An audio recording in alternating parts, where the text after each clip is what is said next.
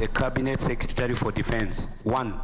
Could the Cabinet Secretary elaborate the steps the ministry is taking, if any, to ensure the successful rescue of Gershon W. Wasike, a member of the Kenyan Defense Forces, KDF number 64809, who was taken hostage in 2006 by the Al-Shabaab terror group in Somalia? 2. Could the Cabinet Secretary explain the government policy regarding the rescue of Kenya prisoners of war? Thank you, Mr. Speaker. It's 2016, not 2006. 2016. That's what it reads. Very well, the question will be replied to before the Departmental Committee on Defense and Foreign Relations.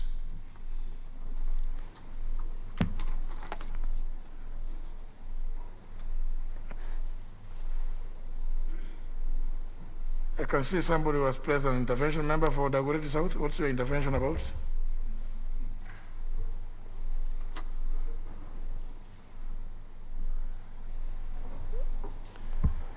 Mr. Speaker, this is unintended. Thank you very much.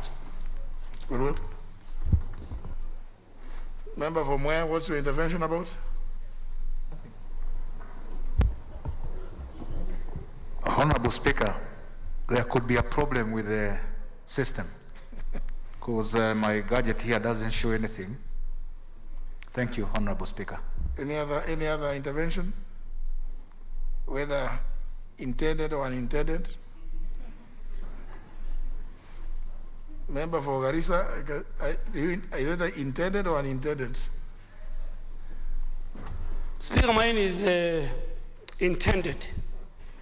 Speaker, 2.5 months ago, I seek a statement from the chairperson of Energy Committee on the matter of independent power producers and their role in the high electricity bill.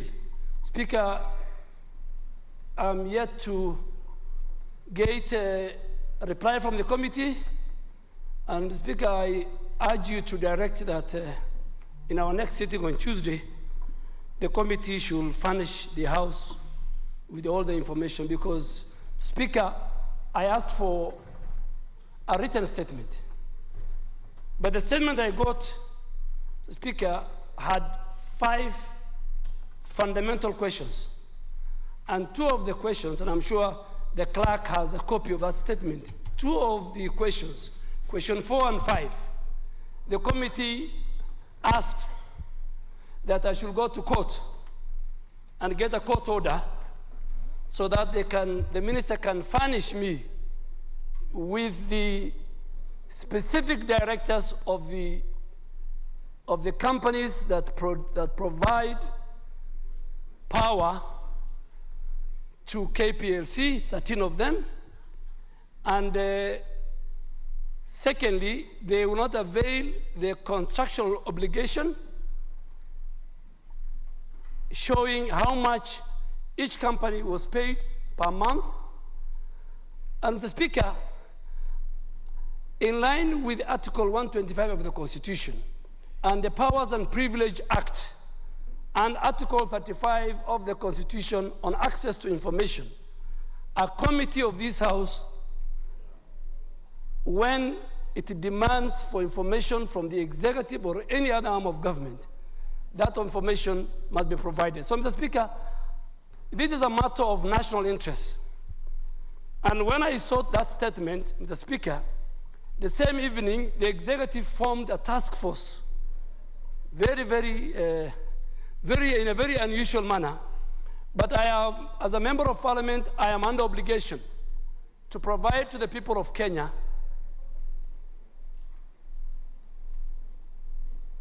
the cost of power vis-a-vis what this independent power producers, private independent power producers, how much do they charge KPLC, and how much does that translate to the price ordinary citizens and investors pay? So, Mr. Speaker, I really want you to use your powers to ask the chair of the Energy Committee to supply me with the information so that the House, together with the House, we can interrogate the matter, Mr. Speaker. It is now 2 months.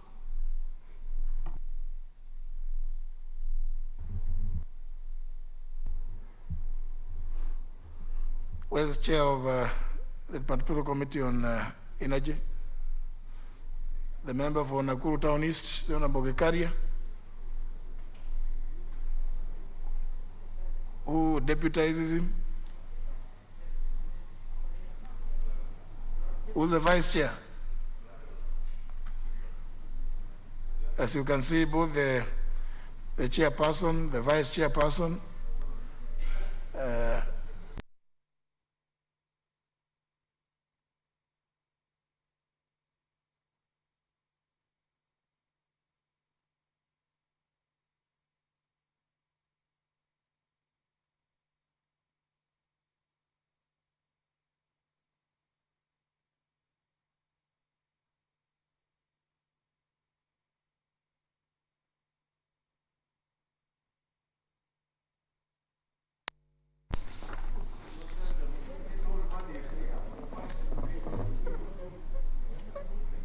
the member who is raising his hand up there. Would you want to speak on behalf of the chairperson or on behalf of the vice chair? Or on your own behalf? Is that Honorable Osman? What? Okay. Very well, very well. Your concerns are noted, and the leader majority will convey that message, but let me bring the statement on Tuesday. It has taken too long. I can see an intervention from the member for Uriri. Honorable Nyamita.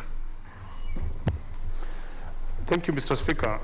Mr. Speaker, on the 13th of May, I did ask a question directed to the Departmental Committee on Defense and Foreign Relations.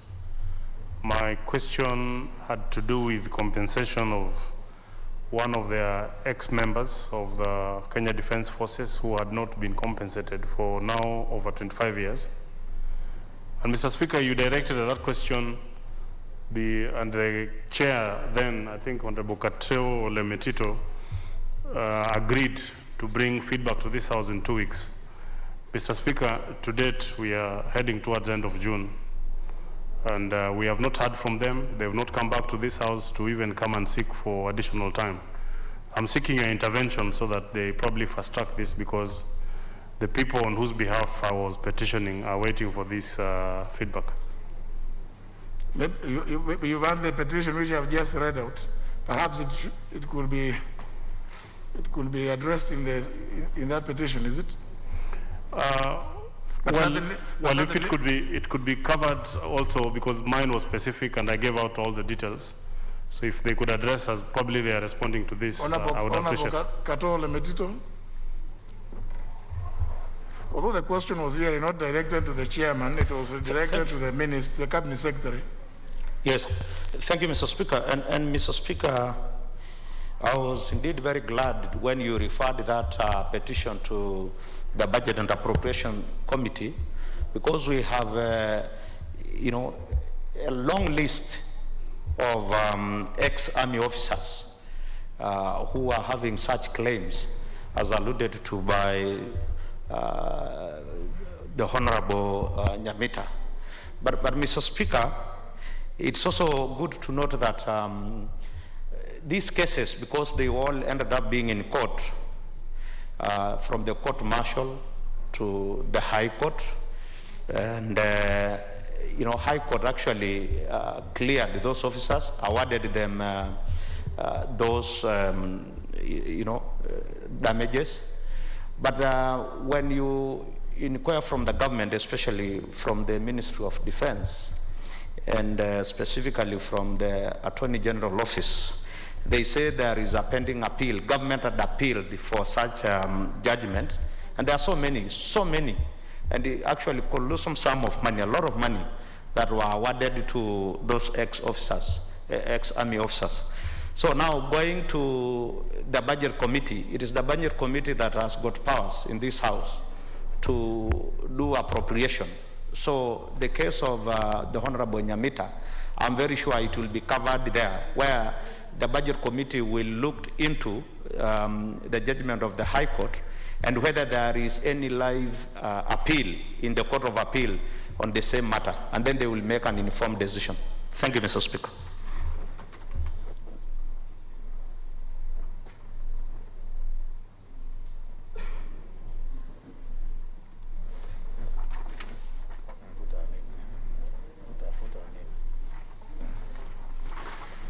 Well, maybe the Honorable Nyamita will can also pursue with the Budget and Appropriations Committee.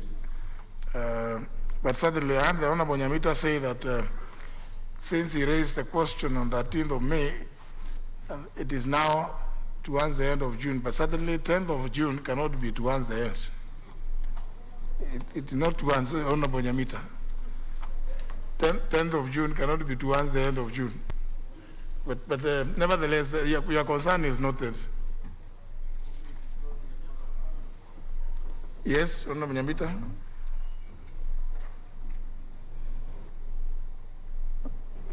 Mr. Speaker, whereas I appreciate the feedback from the Chair of Defense and Foreign Relations, I think it would be justice if the committee at least looked into the matter instead of generalizing and saying that I think.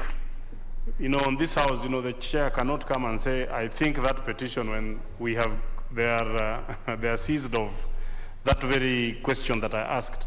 They need to find out the details. If then it requires the intervention of the Budget and Appropriations Committee, Mr. Speaker, where I also sit, then he will bring it. But to just dismiss it without even having the benefit of looking at it, I think we might be directing it to the wrong committee.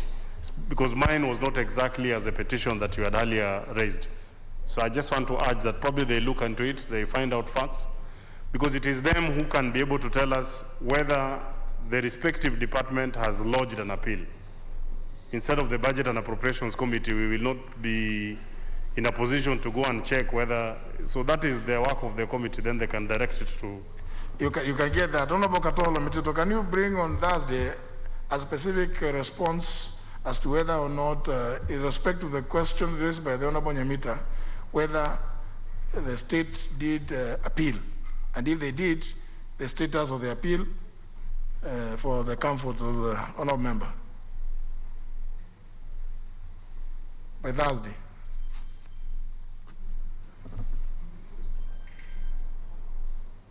Yes, Mr. Speaker.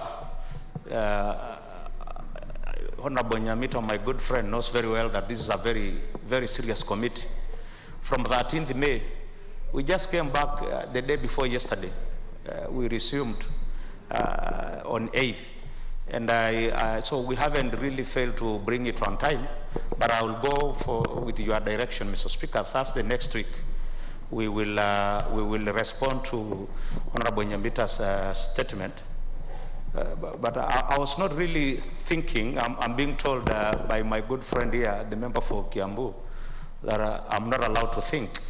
But Mr. Speaker, I am very certain that the end game for all these petitions on ex-army officers is a consolidated petition to be decided by the Budget and Appropriation Committee. But nevertheless, I will respond as directed by you, Mr. Speaker. Very well.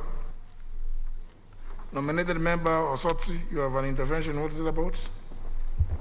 Mr. Speaker, just like my good friend Honorable Nyamita, I did ask a question here, I think in April, touching on KRA and revenue performance. Mr. Speaker, the question was directed to Finance and Planning Committee. I am concerned because it's taking too long for me to get an answer. So I would seek your intervention so that the committee can invite KRA to come and respond to the issues that I had raised in that question, Mr. Speaker.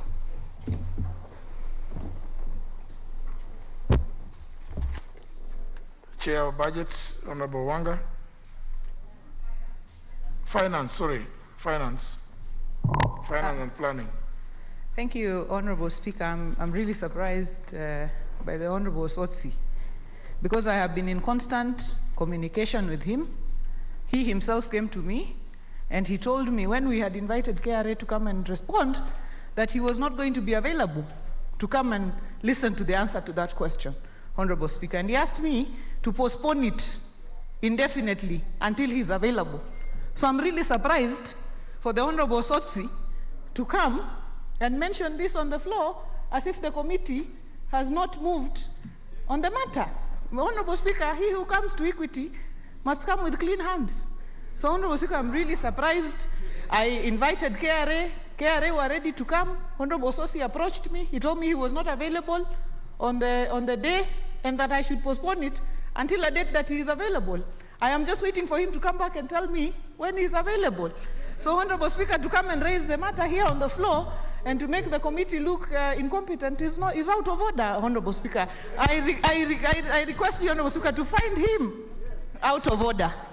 And he had better just be quiet. Thank you, Honorable Speaker. Honorable Sotsi, you know, what has been stated by the Chair of Finance is the staff that should see you be thrown out of the chamber, because it is not fair.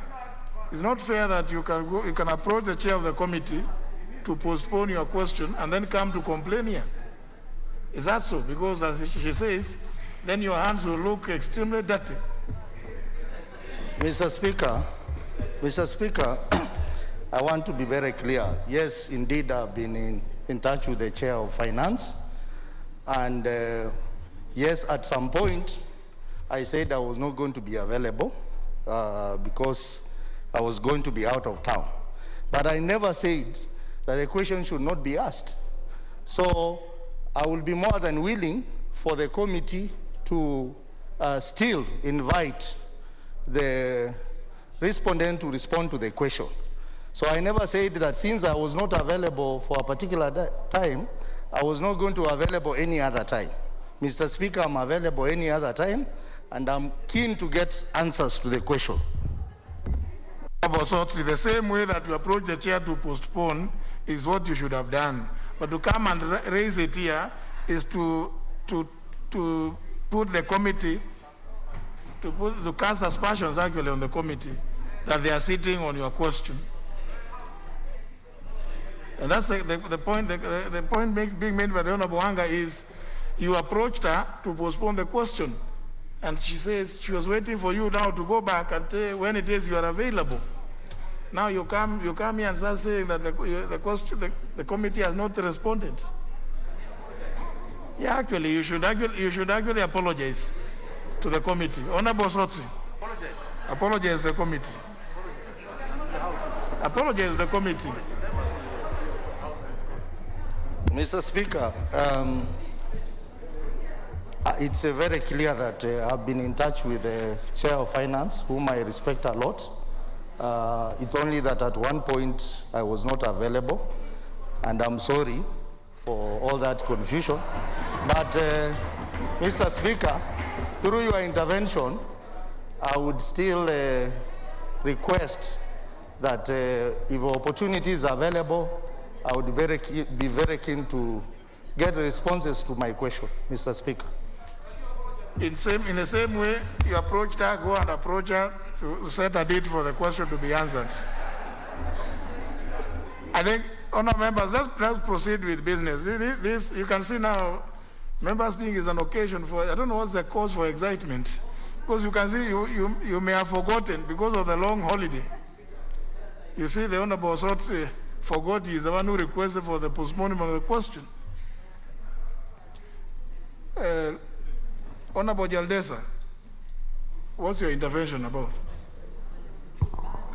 Thank you, Mr. Speaker. I had earlier pressed an intervention before you apologized. I appreciate it. Very well. Leader majority. Yeah, he has apologized.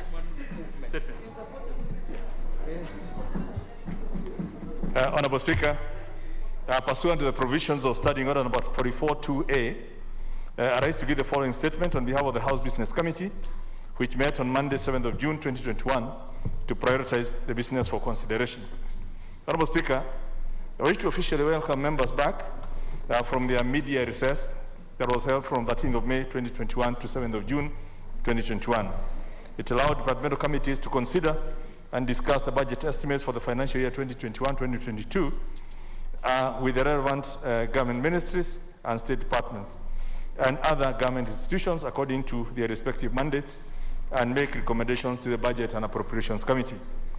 Honorable Speaker, I'm delighted that Budget and Appropriations Committee has tabled its detailed report for consideration and adoption by this August House in accordance with Standing Order number 235.5, and I wish to commend the committees for their diligence in finalizing their work within the tight timeframes. I'm also happy that committee chairs and members have begun making their contributions on the floor of the House regarding the budget estimates. Honorable Speaker, today we welcome the Cabinet Secretary for the National Treasury and Planning as he makes a public pronouncement of the budget highlights and revenue-raising measures for the government for the fiscal year 2021-2022 in accordance with Standing Orders number 25A and 244C. Honorable Speaker, during the afternoon sitting of Tuesday next week, we shall have the following bills being read the first time. Number one, the Trustees' Perpetual Succession Amendment Bill, National Assembly Bill number 23 of 2021. The Perpetuities and Accumulations Amendment Bill, National Assembly Bill number 24 of 2021. And the Certified Managers Bill, National Assembly Bill number 26 of 2021. Honorable Speaker, we shall also continue consideration of the report on the budget estimates for the financial year 2021-2022 for the third and final allotted day. Once this is concluded, the House shall continue debate on the motion on the report of the Auditor General and financial statements for the national government for the financial year 2017-2018. Honorable Speaker, members will recall that we amended the calendar of the House to hold evening sittings on Tuesdays and Wednesdays starting from next week until our next recess in July. As such, during the evening session of Tuesday, 15th of June 2021, that is the session beginning from 7 to 9:30 p.m., we have scheduled the following business for consideration. Number one, in the Committee of Supply, in accordance with the procedure provided for in Standing Order number 241. Two, the second reading of the Waqf Bill, National Assembly Bill number 73 of 2019. And number three, a motion on the report of the Departmental Committee on Finance and National Planning on the inspection visits to ascertain the impact of revenue enhancement initiatives on revenue collection. Honorable Speaker, due to the tightness of the business for the week, I'm informed that there are no questions scheduled for response by Cabinet Secretaries next week. Honorable Speaker, the House Business Committee will reconvene on Tuesday, the 15th of June, 2021, to schedule the business for the rest of the week. I now wish to lay this statement on the table of the House. Thank you, Honorable Speaker. Very well. Next order. Order number 8, the National Government Constituencies Development Fund Amendment Bill, National Assembly Bill number 4 of 2021, first reading. A bill for an act of parliament to amend the National Government Constituencies Development Act 2015. Next.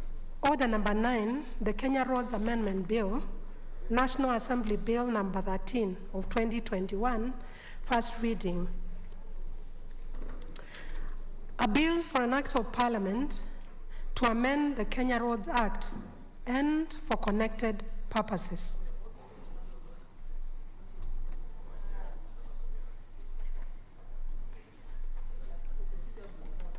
That's all. General, honourable members, this is communication number 27 of 2021, which deals with interruption of business for delivery of the highlights of budget estimates for the financial year 2021-2022. Honourable members, as you are aware, this week the House has been considering the report of the Budget and Appropriations Committee on the budget estimates for the national government, parliament, and the judiciary for the financial year 2021-2022.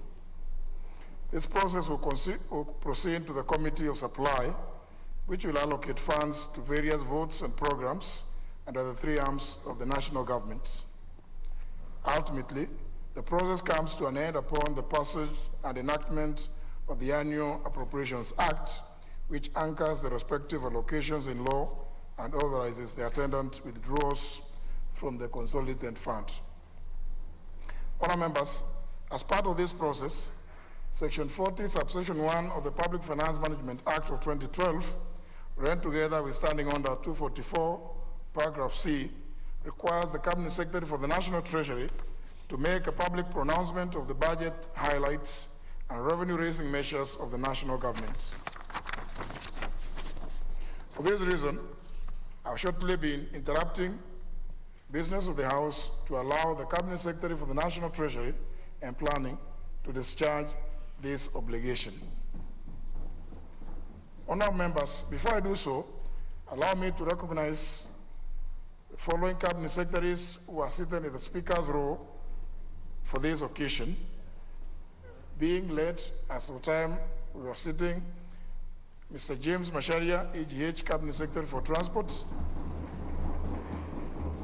Professor Margaret Kobia, EGH Cabinet Secretary for Public Service, Mrs. Cecily Kariuki, Cabinet Secretary for Water, and several other dignitaries.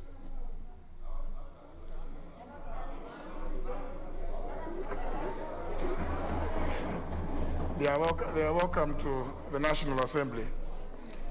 Honour members, I also wish to recognize the Governor of the Central Bank of Kenya, Dr. Patrick Njoroge, as well as representatives from the judiciary led by the Commissioner Evelyn Olwande, who's accompanied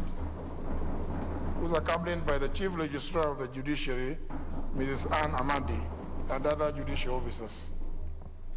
And are pleased they are seated in the diplomatic boxes. Honour members, seated at the public servants' benches are other distinguished guests from the National Treasury accompanying the Cabinet Secretary this afternoon.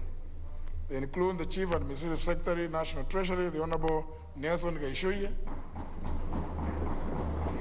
the Chief Administrative Secretary, Planning, Mr. Eric Simiu Wafuho, and the Principal Secretary, National Treasury, Dr. Julius Muya. Finally, may I also recognize our very own Mrs. Phyllis Macau, the Director of the Parliamentary Budget Office, who is also seated at the public servants' benches. Please join me, members, in welcoming them to the National Assembly this afternoon in our usual manner. Honourable members, paragraph A of Standing Order 255, capital A provides as follows, and I quote, "The Speaker may designate a suitable place in the chamber or at the bar of the House for A, the Cabinet Secretary responsible for finance to make a public pronouncement of the budget policy highlights and revenue-raising measures for the national government as contemplated under the Public Finance Management Act," close the quotes. In furtherance of this provision, I have designated a suitable place to the right of Mr. Speaker's seat and adjacent to the public servants' benches to enable the Cabinet Secretary for National Treasury and Planning to discharge his obligation under Section 40 of the Public Finance Management Act 2012 and Standing Order 244C of the National Assembly Standing Orders. In this regard, honourable members, it is now my pleasure to invite the Cabinet Secretary for National Treasury and Planning, the Honourable Ambassador Ksh.3.6 Yatani, to make a public pronouncement of the budget highlights and the revenue-raising measures for the national government for the financial year 2021-2022 and the medium term, not later than 3:15 p.m. Bwana Cabinet Secretary, karibu.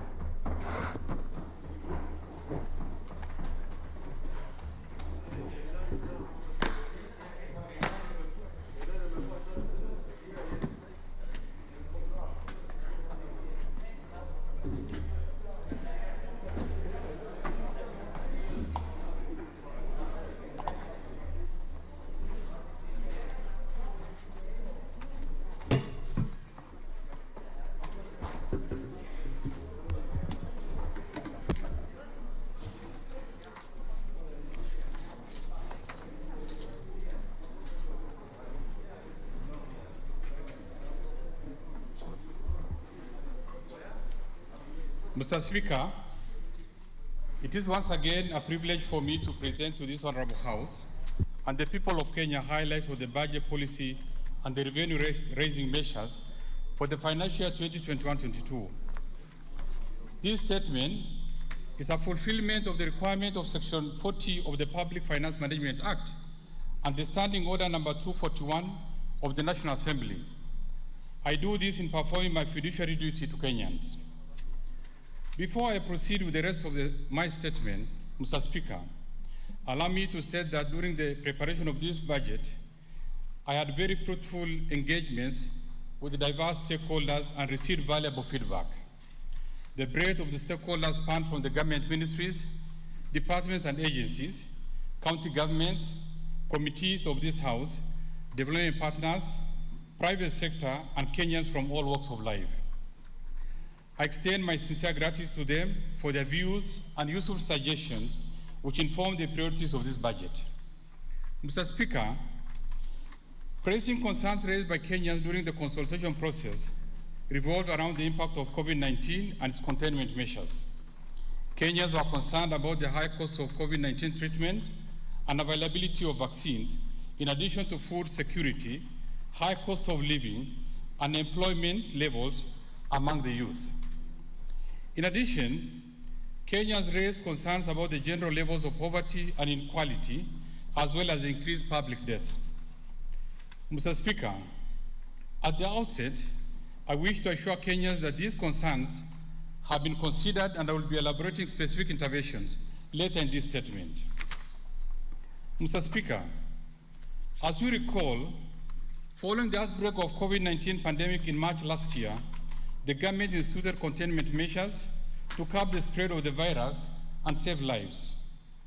To cushion Kenyans and businesses, the government rolled out specific fiscal interventions, including reduction of pay-as-you-earn and corporate tax from 30 to 25%, value-added tax from 16 to 14%, and turnover tax from 3 to 1%. The government also offered 100% tax relief to Kenyans earning below Kenya shilling 24,000 per month. In addition, the government enhanced cash transfer allocations to the vulnerable segment of the society, including the emerging urban vulnerable. Mr. Speaker, the government further implemented various monetary policy measures to enhance access to credit by the private sector.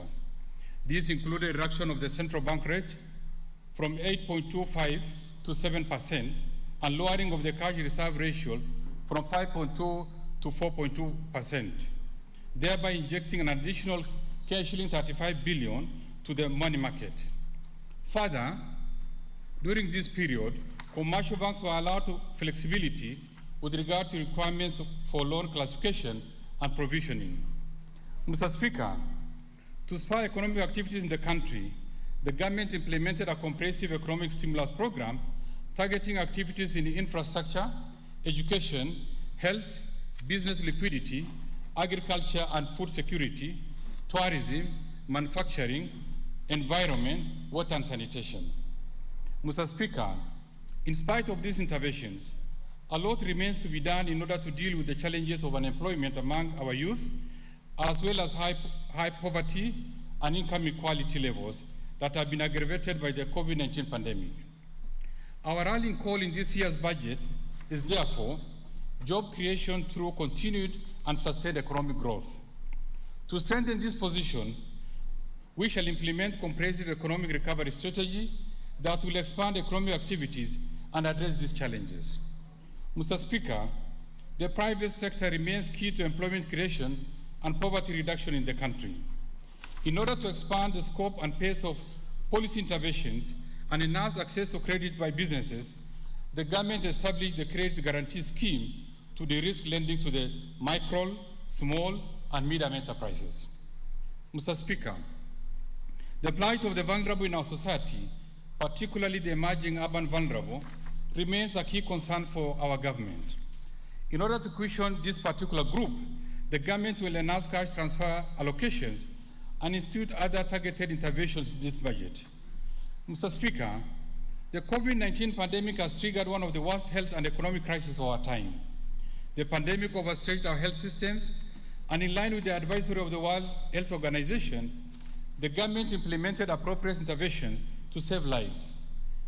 The response has undoubtedly strengthened our healthcare system through provisioning of necessary medical supplies, installation of modern equipment, and deployment of more health personnel. In addition, in March 2021, the government launched the National COVID-19 Vaccination Program, initially targeting the frontline workers and other highly vulnerable groups. As at end of May 2021, about 1 million persons had received the first vaccine dose.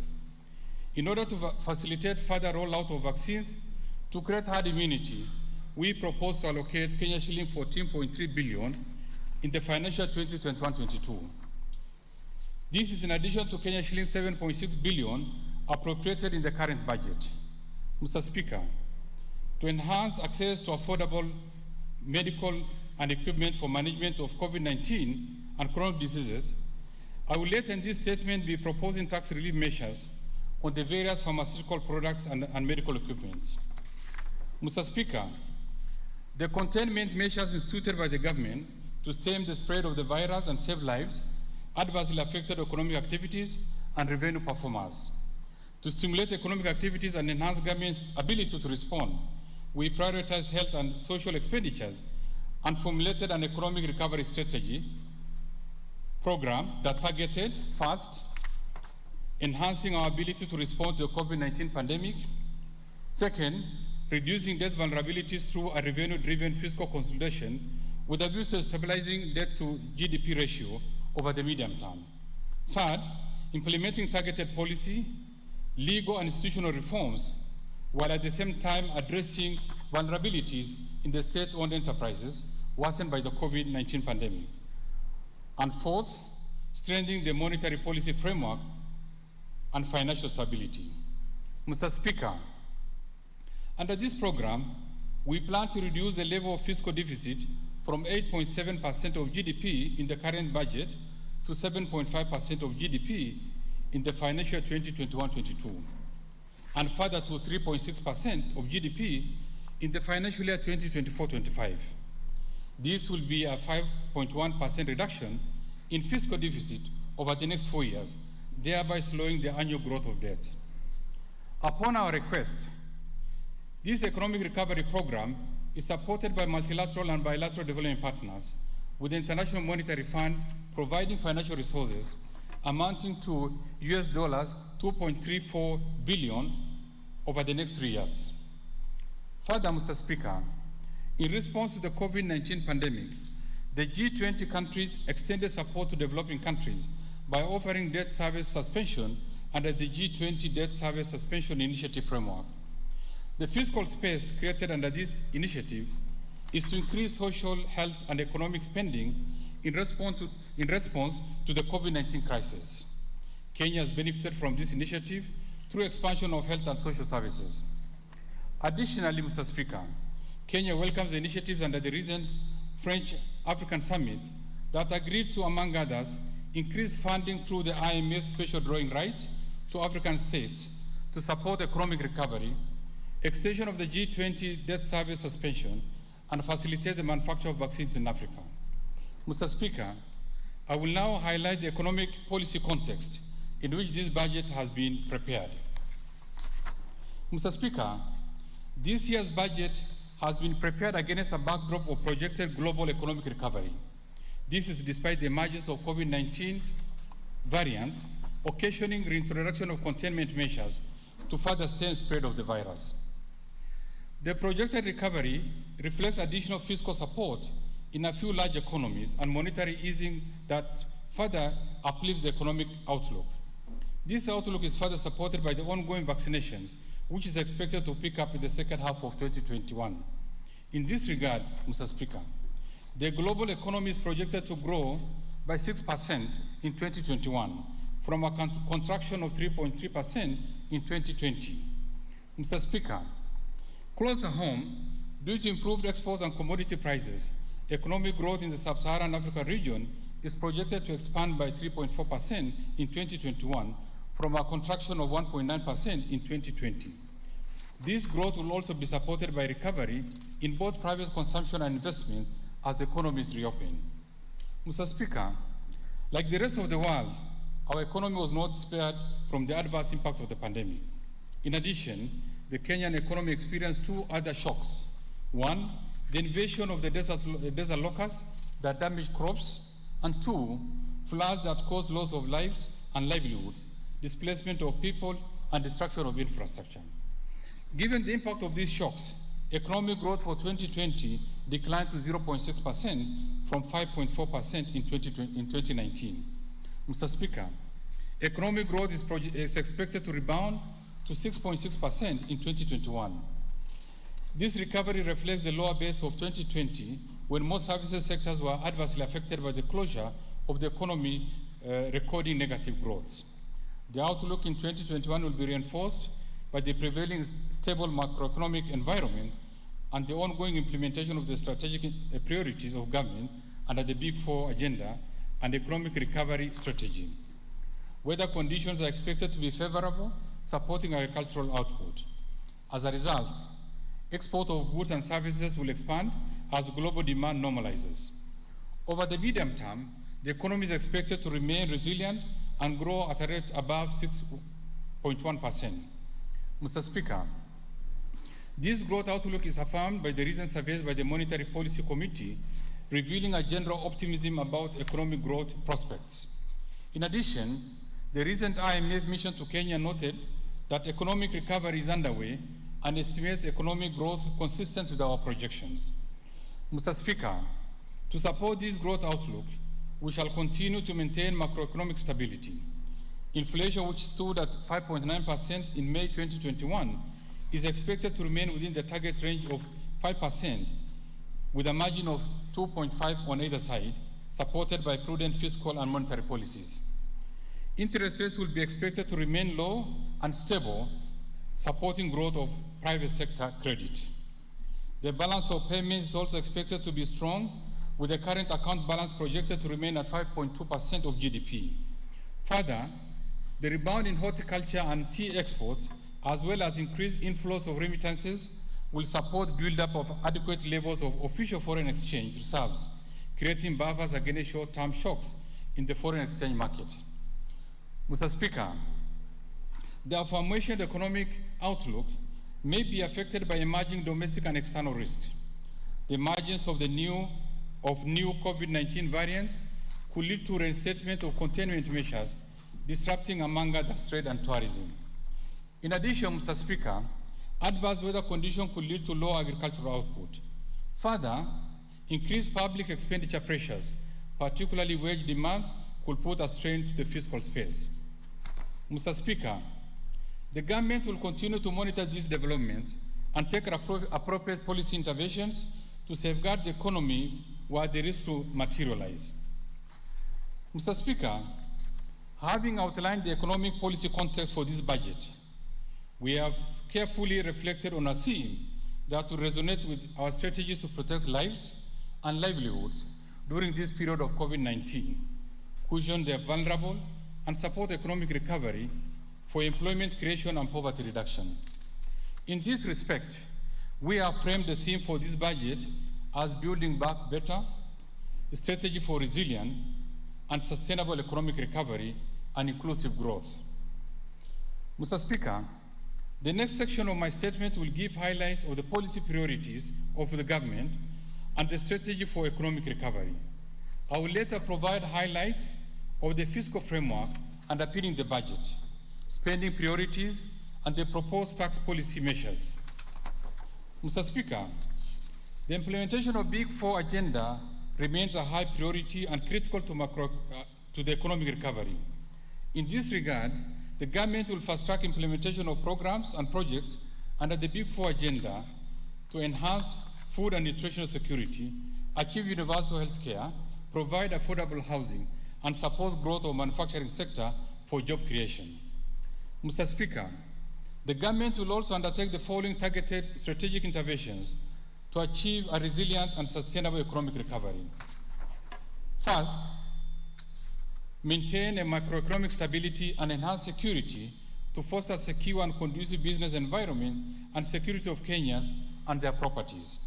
Second, scale up development of critical infrastructure in the country such as roads, rail, energy, and water to reduce the cost of doing business and ease movement of people and goods, as well as promote competitiveness.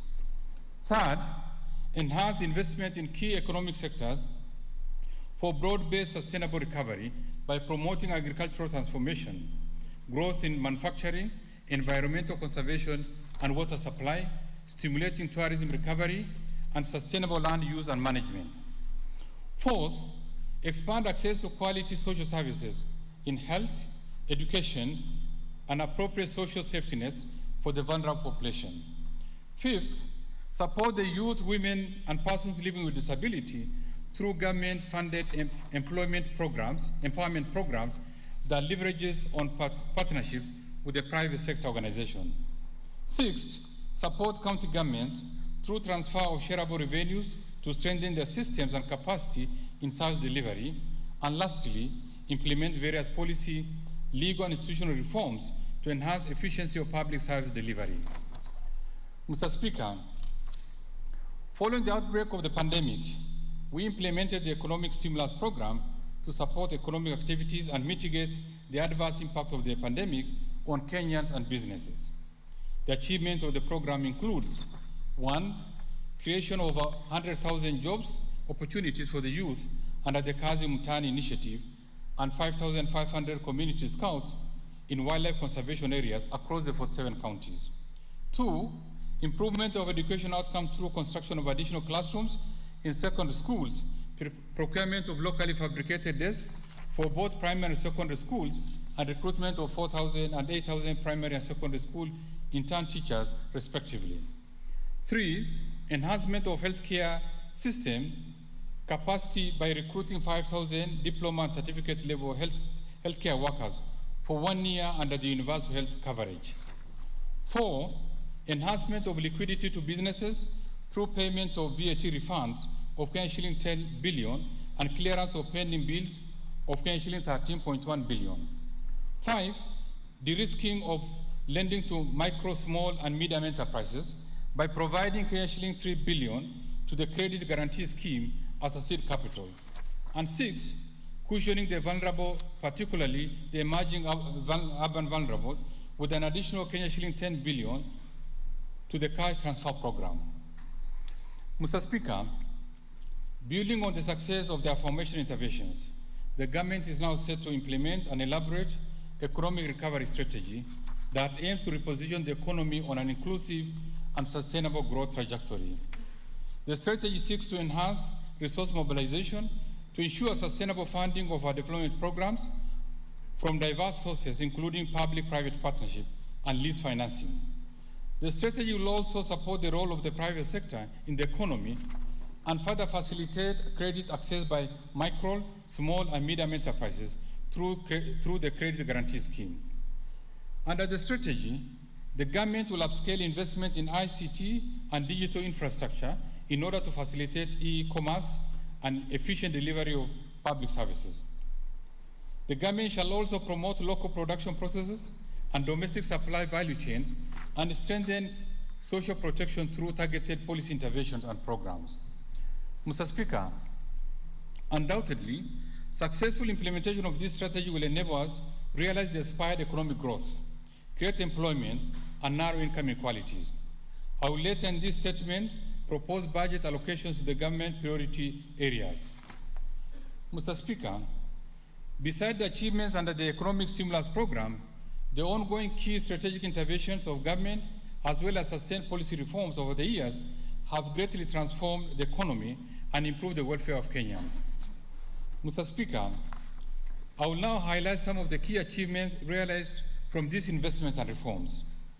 Mr. Speaker, at the macroeconomic level, our prudent fiscal, monetary, and financial policies have resulted into fast, strong economic growth that averaged at 5.6% between 2013 and 2019. However, the onset of the COVID-19 pandemic slowed growth in the year 2020. The GDP per capita increased by an impressive 80.4% from Kenyan shilling 113,000 in 2013 to Kenyan shilling 204,000 in 2019. New jobs created by both the formal and the informal sector increased by 12% from 755,000 in 2013 to 846,000 in 2019. Second, inflation rate has remained within target range, averaging 6.1%. Third, interest rates have declined while credit to the private sector increased. Lending rates declined from 17.3% in 2013 to 12% in 2020, while the central bank rate declined from 8.5% in 2013 to 7% in 2020. As a result, credit to the private sector increased from Kenyan shilling 1.5 trillion in 2013 to Kenyan shillings 2.8 trillion in 2020. Fourth, the current account deficit improved from 8.8% of GDP in 2013 to 4.7% of GDP in 2020, supporting the stability of the foreign exchange market. And fifth, revenue collection, including appropriation in aid, doubled from Kenyan shilling 900 billion in the financial 2013-2014 to an estimated Kenyan shilling 1.8 trillion in the financial 2020-21. Mr. Speaker, our investment in the expansion of road networks, railways, seaports, airports, and energy has enhanced domestic and regional connectivity, boosted rural productivity, and reduced urban congestion. These investments include: 1, the standard gauge railway and the urban commuter rail in Nairobi, the ongoing rehabilitation of meter gauge railway lines along various routes, including Nairobi-Nanyuki and Nakuru-Kisumu-Butere. 2, the recently launched first batch in Lamu Port as a critical pillar of the Lapsset corridor. Our focus to make Lamu a free port for both domestic and transshipment purposes. In addition, the government is establishing a disease-free zone in Lamu to support export of live animals and processed meat. 3, the rehabilitation and subsequent use of Kisumu Port will enhance efficiency in regional trade. And 4, expansion in energy generation and connectivity, with over 7.5 million households today connected to electricity compared to 2.3 million households in 2013. Mr. Speaker, the government has provided various incentives at our ports, including exempting the fuel supply to the shipping lines from import and excise duty, VAT, as well as railway development levy and import declaration fees. To further attract more ships to our ports, particularly to the recently launched Lamu Port, the government will review the arrangements on fueling by vessels calling at the Kenyan ports, with a view to allowing ship-to-ship refueling and establishment of fuel bunker facilities. Mr. Speaker, in addition to the various reforms in the agricultural sector, we focus on the livestock sector by reviving the Kenya Meat Commission. We shall set up a meat processing plant in Lamu to provide ready market for livestock, increase income to farmers, and enhance the meat value chain. Mr. Speaker, we also focused on increasing fish production by refurbishing Liwatoni Fishing Complex and setting up a new fish processing plant in Lamu. This will promote exports and increase incomes for the local fishermen. Mr. Speaker, in order to improve access to land as a factor for development, we have stepped up investment in the sector and rolled out ambitious national program of land titling and digitization of land records. Mr. Speaker, tea and coffee subsectors provide livelihoods to millions of Kenyans. Despite its contribution, the foreign exchange earnings, the returns to farmers have been declining due to low productivity, high input cost, low levels of value addition, and weak regulatory and institutional framework. Under the ongoing reforms in the coffee and tea sectors, I'll be proposing further measures to enhance competitiveness of these subsectors. With regard to manufacturing, Mr. Speaker, the government has revived and transformed textile, leather, and automobile industries, which have in turn created jobs for our youth. The full operationalization of special economic zones in Dongokundu, Naivasha, and Kisumu will support local industries, industrial activities, and unlock additional employment opportunities. Mr. Speaker, The government over the years has supported local assembly of motor vehicles and motorcycles by providing various tax incentives. This includes removal of excise duty on locally assembled motor vehicles, duty-free importation of complete knockdown kits, and reduced corporate tax from 30 to 15% for the first 5 years of operation. I am pleased to note that the industry has responded positively to these interventions, and to date, we have approved 13 motor vehicle and 17 motorcycle assemblers. These local assemblers have created employment opportunities while also saving the country substantial foreign exchange. Mr. Speaker, whereas assembly of commercial vehicles have registered tremendous growth, the passenger category of motor vehicles remains underdeveloped. This category is still dominated by imported used vehicles, comprising over 70% of passenger vehicles, which is largely attributed to the high cost of assembly. In this regard, the government is working on a framework to support the assembly of affordable passenger vehicles. Further, the government, in consultation with the stakeholders, is in the final stages of instituting comprehensive policy and administrative reforms to fully entrench local assembly of motor vehicles and motorcycles.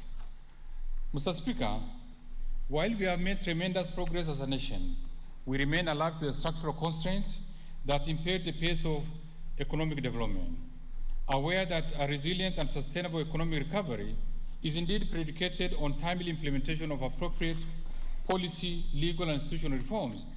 I propose the following interventions to improve the business environment, increase efficiency in public service delivery, and strengthen accountability and transparency in public finance management. On procurement, Mr. Speaker, this House approved the Public Procurement and Asset Disposal Regulation 2020 that came into effect in July 2020. With this regulation, it's now easier for procuring entities to meet the specified requirements of bilateral and multilateral agreements on technology and knowledge transfer, local content, and employment quotas, among others. For smooth implementation of the regulations, we have conducted capacity building in all 47 counties. I therefore direct procuring entities to fully comply with these regulations. Mr. Speaker, in order to ensure efficiency in procurement process and facilitate access by micro, small, and medium enterprises, the government has reviewed consolidation policy on procurement of ICT equipment and related services. In this regard, procurement of ICT equipment and related services will be decentralized to various ministries, departments, and agencies with effect from 1st July 2021. Mr. Speaker, last year, we began the process of automating public procurement through an end-to-end electronic procurement system. So far, we have developed an implementation strategy that re-engineers all public procurement processes, including functional and technical requirements. In order to actualize this initiative, 31st December 2021 will be the final date for rolling out the electronic government procurement system and therefore discontinuation of the manual procurement processes. In this regard, the government will realize savings as a result of greater efficiency, reduce operational costs, enhance transparency and accountability through increased bidding participation. Mr. Speaker, to support our local contractors and undertake construction of infrastructure projects, we have proposed changes to the contracting framework through the Public Procurement and Asset Disposal Bill 2020. The bill before this House proposes, among others, to allow award of contract to multiple bidders. This indeed will support local firms and accelerate the delivery of services. Mr. Speaker, given the prevailing business environment due to the adverse impact of COVID-19 pandemic, there's an urgent need to evaluate the financial position and governance of key state corporations and institutions. It is in this respect that the government is exploring targeted reforms to strengthen these institutions, including public universities. Mr. Speaker, in the interim, the government provided financial support to strategic institutions, including Kenya Airways, Kenya Power and Lighting Company, and Postal Corporations of Kenya, which were indeed in dire need of cash to meet critical obligations. Mr. Speaker, we have developed a robust information management system to strengthen the statutory role of the National Treasury in financial and operational oversight, as well as the financial risk analysis for state corporations. Mr. Speaker, you may recall that the government introduced cost sharing in public universities in the year 1991. At that time, government funding to public universities per year was set at Kenyan shilling 120,000 per student. Of these, government capitation per student was Kenyan shilling 70,000, while students contributed Kenyan shilling 50,000 through loan funding from Higher Education Loans Board, out of which Kenyan shilling 16,000 catered for tuition fees. This is less than half of tuition fees paid currently by students in various colleges of technical and vocational education and training institutions. The ideal cost of training a student in a university has increased from Kenyan shilling 120,000 to about Kenyan shilling 200,000 per year, and therefore the prevailing funding arrangement introduced in 1991 is unsustainable. Under the current arrangement, universities have not only experienced financial constraints, but have also been unable to continuously honor their statutory obligations. Mr. Speaker, in order to ensure sustainability and self-reliance of public universities, the Ministry of Education is expected to engage stakeholders beginning July 2021 with a view to addressing this matter. Mr. Speaker, delays in payment of pending bills to businesses who provide services to both national and county government has affected liquidity and operation of these entities. In a number of cases, this has led to closure of businesses and affected livelihoods of the suppliers. Though progress was made in settlement of these bills by the national government, we still have challenges with the county government that still owe various suppliers huge amounts. In this regard, I direct government ministries, departments and agencies and the county governments to clear all their pending bills by 30th June 2021. Mr. Speaker, I urge the House to support our efforts towards enforcing compliance in payment of all verified pending bills by the county government by backing our proposal under Article 225 of the Constitution of Kenya to temporarily stop transfers to county government that persistently fail to comply with the directive to clear pending bills. Mr. Speaker, the financial sector has remained stable and continue to make significant contributions to the economic growth. Our commercial banks continue to expand their businesses to the neighboring markets, including recent acquisitions in the Democratic Republic of Congo and the Republic of Uganda. The continued regional expansion will leverage on the trade and investment opportunities under the African Continental Free Trade Area. Mr. Speaker, in 2020, the Kenyan banking sector continued on its transformation journey that commenced 5 years ago, where the key pillar of the journey has been the strengthening of banks' business models, governance frameworks, and entrenching customer centricity in the operations. Mr. Speaker, at the outset of the COVID-19 pandemic in March 2020, the banking sector moved quickly to mitigate the impact of the pandemic on staff, customers, and the public, and instituted emergency measures to support business continuity, use of digital channels to mitigate COVID-19 infection risk, enhance liquidity to businesses, as well as facilitate compliance with health and safety protocols. As a result, banks continue to provide uninterrupted banking services to customers mainly through digital channels. Mr. Speaker, over the last 1 year, more than 54% of the bank loans, equivalent to Kenyan shillings 1.7 trillion, were restructured to enable borrowers navigate through the hard time due to the pandemic. As we move to the recovery phase, the banking sector will be expected to play a pivotal role in supporting the recovery of enterprises. Mr. Speaker, to spur economic recovery, additional capital investments are required. In this regard, the recently established Nairobi International Financial Center Authority will play an important role and is expected to publish before end of December 2021 a framework for attracting investments and innovative financial services into our economy and the region. Mr. Speaker, the high cost of mortgages, land acquisition, and housing unit has limited access to affordable housing. Nevertheless, government interventions are beginning to yield the desired results for affordable housing.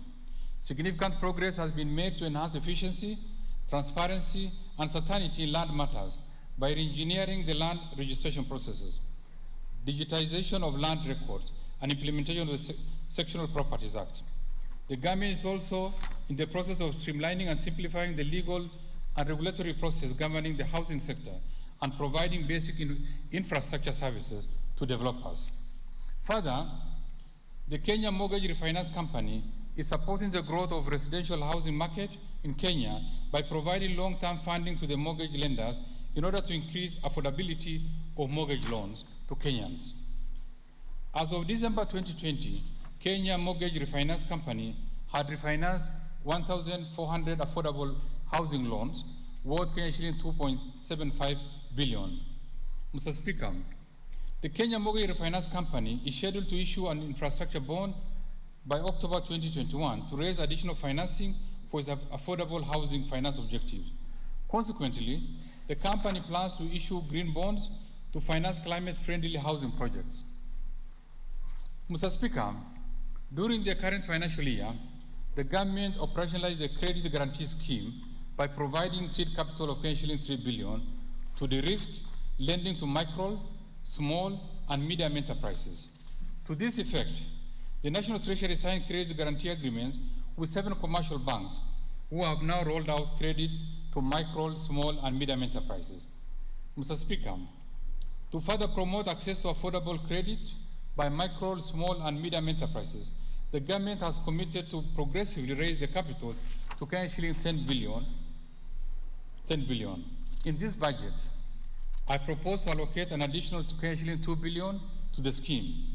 Mr. Speaker, alongside the credit guarantee scheme, on account of improved business environment, the private sector has rolled out other innovative credit products targeting micro, small, and medium enterprises. Through these innovations, the banking sector had disbursed over shilling 20.8 billion to micro, small, and medium enterprises, equivalent to 0.7% of total gross loans by end of April 2021. Mr. Speaker, in order to unlock the full potential of digital lenders, the government has, through the Central Bank of Kenya Amendment Bill 2021, proposed to provide for licensing of digital credit service providers. This bill has been submitted to this House for consideration and approval. Mr. Speaker, capital markets play a critical role of channeling national savings and foreign capital inflows into the productive sectors. In order to enhance inclusivity and access to investment opportunities in the capital markets, I propose to amend the Central Depository Act to allow for opening of omnibus investment accounts by persons investing on behalf of others in the securities market. This will allow investment by individuals as well as collective investment by groups. Further, to improve efficiency in our capital markets and ensure fair administrative actions by the Capital Markets Authority, I propose to amend the Capital Markets Act to enable the Capital Markets Tribunal to hear and determine any appeal within 90 days. Mr. Speaker, following the Kenya Bankers Association and other industry players, we shall establish an electronic over-the-counter secondary market platform for government securities. This platform will help in deepening our domestic debt market, improve pricing efficiency and transparency in securities trading, thereby lowering yields and cost of credit in the economy. We expect the operations of the over-the-counter to be in place by June 2022. Mr. Speaker, the defined benefit pension scheme for civil servants, teachers, and disciplined forces has constrained growth of pension savings and also exerted fiscal pressure on government. In order to address these twin problems, the government on 1st of January 2021 rolled out the much-awaited public service superannuation scheme that covers civil servants, teachers, and the disciplined forces aged below 45 years at the commencement of the scheme, with an option for those over 45 years to join if they elect to do so. As of April 2021, a total of 340,318 public servants had indeed joined the scheme.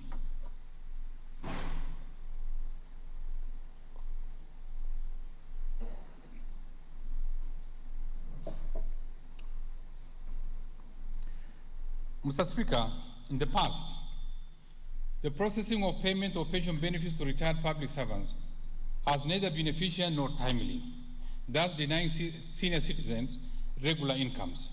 To address this, National Treasury has carried out targeted reforms including systems reengineering and the provision of real-time pension services in all the Huduma centers countrywide. I am pleased to note that as a result of these interventions, the cumulative pension payments and pension file process increased by 40% by 31st May 2021 compared to the previous year. We expect further improvement with the planned implementation of pensions management information system late in the year. Mr. Speaker, given the disparities in the design of the various existing pension schemes and the attendant laws, it has become necessary that these laws be harmonized, hence the need for establishment of one national retirement policy. The policy currently under development seeks to achieve comprehensive pension coverage across formal and informal sectors so as to protect the interests of beneficiaries and rights of pension contributors. In this regard, Mr. Speaker, I shall be publishing the policy by December 2021. Mr. Speaker, further, to enhance good governance and improve accountability and transparency in the management of retirement benefit schemes, I propose to amend the Retirement Benefits Act to provide for the registration and regulation of corporate trustees that provide services to pension schemes. Mr. Speaker, our retired citizens have continued to experience challenges in accessing Medicare. For this reason, we have developed post-retirement medical regulations to allow members to make additional voluntary contributions to a medical fund. This will enable retirees access the funds at the retirement or transfer a portion of it to a medical insurance provider. However, the existing regulations exclude post-retirement medical funds established under irrevocable trust by employers and service providers outside the retirement benefit scheme, popularly known as the standalone post-retirement medical funds. These funds have remained unregulated, thus adversely exposing members' funds. As such, I propose to amend the Retirement Benefits Act to provide for regulation of these funds. Mr. Speaker, majority of Kenyans in the informal sector are not covered by any pension scheme, making them vulnerable during old age. To address this, I undertook last year to establish a national informal sector pension scheme with a sustainable model that combines long-term savings with short-term needs, targeting the more than 15 million in the informal sector workers who have been excluded from the current pension arrangement. To this effect, I wish to report that necessary instruments to operationalize the scheme, including trust deeds and rules, business plan, and investment policy, have been prepared. We intend to roll out this scheme in the next financial year. Mr. Speaker, to reinforce realization of affordable housing, last year, we amended the Retirement Benefits Act and mortgage regulations to allow members to use part of their accumulated benefits to purchase residential houses. This will support members of retirement benefit schemes to own homes. In this budget, I propose to amend the mortgage regulations to allow members to utilize up to 40% or maximum of shilling 7 million of their accrued benefits to purchase a house under tenant purchase basis by their pension scheme. Mr. Speaker, currently, foreign insurance brokers are excluded from the definition of brokers under the Insurance Act, thereby making them operate in the country without any controls, thus putting insurance and policyholders at risk. To address this, I propose to amend the Insurance Act to provide for the regulation of foreign insurance brokers. Mr. Speaker, classes of long-term insurance business were amended in 2009 to align with modern classification and bring into perspective the industry's current size. However, the permitted maximum management expenditure was not updated to match the new classification, which causes insurance to either overestimate or underestimate the management expenses, impacting negatively on policyholders. I therefore propose to amend the insurance regulations to provide for the maximum permitted expenditure for each category. Mr. Speaker, To effectively manage disaster response in a more coordinated manner, the government has developed a Disaster Risk Management Bill 2021. The objective of the bill is to better prepare and coordinate our disaster response, mitigation and recovery, as well as build resilience at both national and county levels. Given the urgency to provide a framework for disaster management at both levels of government, I appeal to this House to prioritize consideration of this bill. Mr. Speaker, climate change remains a key concern globally, given its adverse impact on economies. In this regard, government will strengthen capacity of national and county governments to plan, budget, implement, and monitor climate resilience investment. The government has partnered with development partners in the implementation of the proposed financing locally led climate action program and already mobilized funding of shilling 18 billion to support the initiative over the next 5 years. Through this program, we shall strengthen national and county government capacities to manage climate risk through support to the county climate change units, establishment of county climate change fund, and development of climate change laws. Mr. Speaker, the government has also developed and approved the Sovereign Green Bond Framework, identified a portfolio of projects for consideration under the framework, and is prepared to issue the first sovereign green bond to raise capital to finance green projects under the economic recovery strategy. Mr. Speaker, as part of ease of doing business reforms to facilitate trade, we have finalized the development of maritime single window system under the TradeNet system. This will provide an harmonized and simplified ship-to-shore clearance procedures to maritime stakeholders. The maritime single window system will allow shipping agents in Kenya to electronically submit vessel pre-arrival and pre-departure declarations to government agencies. The maritime single window system is expected to replace the current system that is manual, decentralized, with unnecessary lengthy processes that affect the ship turnaround time and increase costs of port to Mombasa. I am pleased to know that this maritime single window system went live on 2nd June 2021.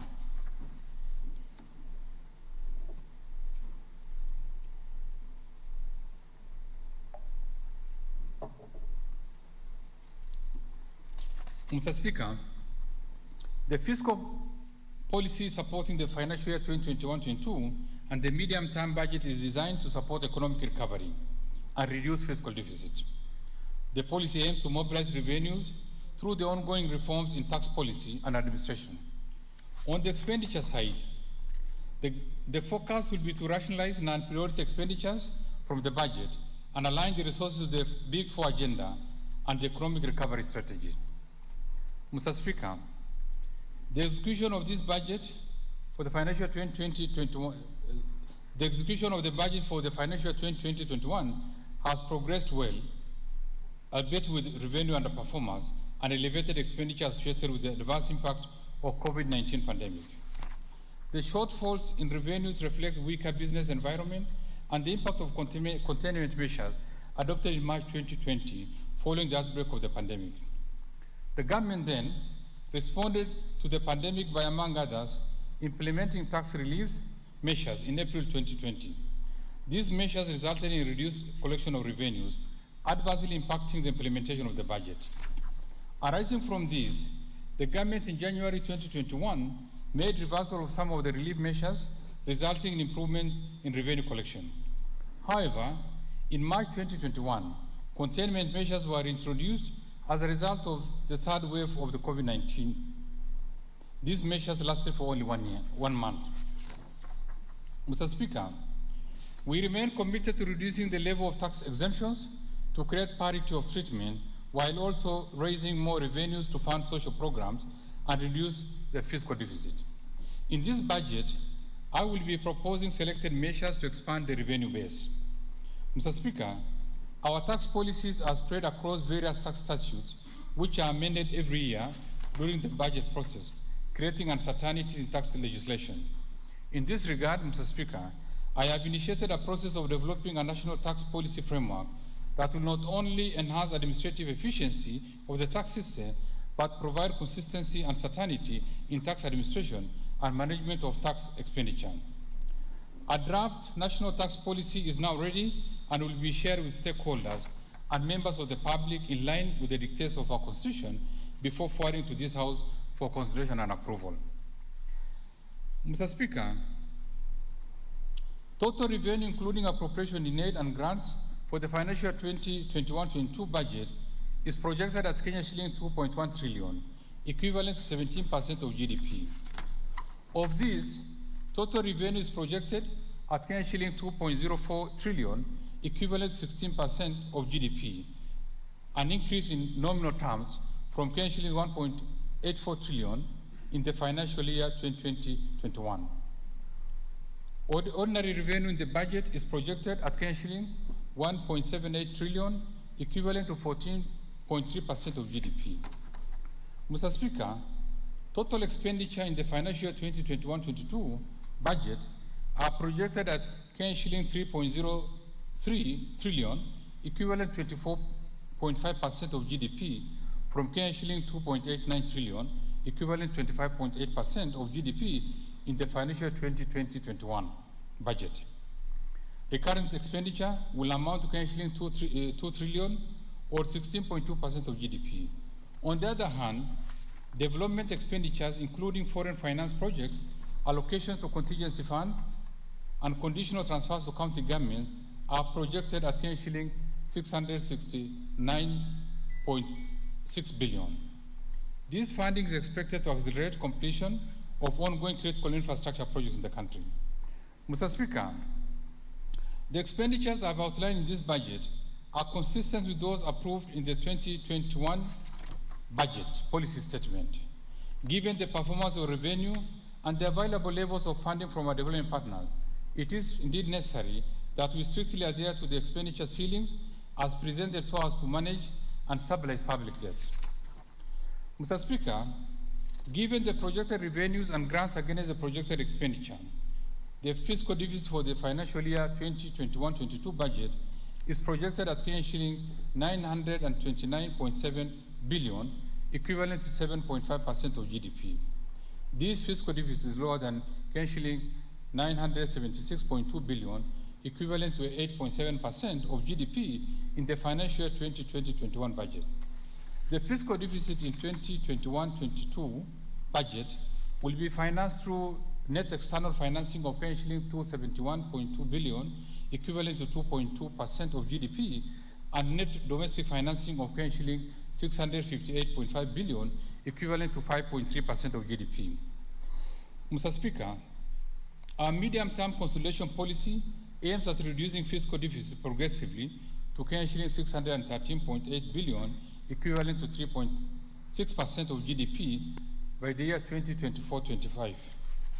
In this respect, we shall closely monitor the impact of COVID-19 to the economy and accordingly adjust the fiscal plan, including tax measures, to ensure that our development agenda remains sustainably funded. We shall carefully do this while limiting in-house adjustments of the budget for new projects except those of emergency nature. This will enhance certainty in the budget process and improve implementation of government programs and projects while adhering to the fiscal consolidation plan. Mr. Speaker, Kenya's public debt remains sustainable, but the debt carrying capacity has, however, declined. Financing of the fiscal deficit will continue to be strictly guided by the debt and borrowing policy and the annual medium-term debt strategy. Mr. Speaker, the government is implementing reforms to strengthen the institutional arrangements of public debt management by aligning the operations of the Public Debt Management Office to the PFM Act. In this respect, decisions of the day-to-day management and operations of the public debt management shall be undertaken by the Public Debt Management Office to enhance efficiency, strengthen accountability, and transparency. In addition, Mr. Speaker, during this calendar year, we have scheduled a set of debt management operations to lower costs and risk in our public debt portfolio to improve on the country's debt sustainability indicators and sovereign credit rating. I look forward to support of the August House for the amendment of public debt ceiling set in the Public Finance Management Act to enable implementation of debt management operations, including financing of the fiscal deficit. Mr. Speaker, with the desire to meet our development objectives, The gap between development needs and available resources has been expanding, underscoring the need for alternative financing mechanism. Last year, I highlighted the importance of public-private partnership as an option for closing the financing gap. The current Public-Private Partnership Act impairs expeditious financial closure of public-private partnership projects. To this effect, I undertook to transform the public-private partnership framework, which included review of legal, operational, and institutional structures. In this regard, I submitted the Public-Private Partnership Bill 2021 to this House for consideration and approval. Mr. Speaker, let me now turn to the highlights of the government spending priorities in the coming financial year. In light of the revenue challenges and significant expenditure demands, spending in the financial year 2021-22 will focus on critical areas with the highest impact on the well-being of Kenyans and support economic recovery. Therefore, the total program spending for the financial year 2021-22, excluding redemptions, amounts to Ksh.3.6 Trillion. Mr. Speaker, the government will continue with the implementation of the economic stimulus program in the financial year 2021-22. With targets to push on vulnerable citizens and businesses, particularly those affected by the COVID-19 pandemic. We have in this regard set aside Ksh.23.1 billion in the financial year 2021-22 budget for continuation of this program. Mr. Speaker, out of this, Ksh.3 billion is earmarked for youth empowerment and employment creation under the Kazi Mtaani program. Ksh.2.6 billion will go towards enhancing liquidity to businesses. Ksh.6.4 billion for improving educational outcomes. Ksh.6.9 billion for improving environment, water and sanitation facilities. Ksh.1.97 billion for improving agriculture and food security, as well as Ksh.1.2 billion for recruitment of health workers. Mr. Speaker, I have also set aside Ksh.1 billion for Kenya Wildlife Services to employ community scouts. Mr. Speaker, the implementation of priority programs under the Big Four agenda is a critical part to supporting sustainable economic recovery and accelerating employment creation. To realize this, Mr. Speaker, I have set aside Ksh.142.1 billion to support the implementation of the Big Four agenda for both drivers and enabler projects. Mr. Speaker, the outbreak and rapid spread of the COVID-19 pandemic necessitated an urgent need to upscale implementation of universal health coverage to all our counties. Towards this end, Mr. Speaker, I have proposed an allocation of Ksh.121.1 billion to the health sector to support the various programs aimed at improving health outcomes. Mr. Speaker, of this amount, Ksh.47.7 billion will fund activities and programs for the attainment of universal health coverage. Mr. Speaker, specific allocations for the various activities and programs includes Ksh.8.7 billion for the Kenya COVID-19 Emergency Response Project, Ksh.4.1 billion for free maternity health care, Ksh.7.2 billion for the managed equipment services, as well as Ksh.1.8 billion to provide medical cover for the elderly and severely disabled persons in our society. To lower cases of HIV/AIDS, and malaria, and tuberculosis in the country, Ksh.5.8 billion has been set aside. To enhance vaccines and immunization program, we've set aside Ksh.3.9 billion.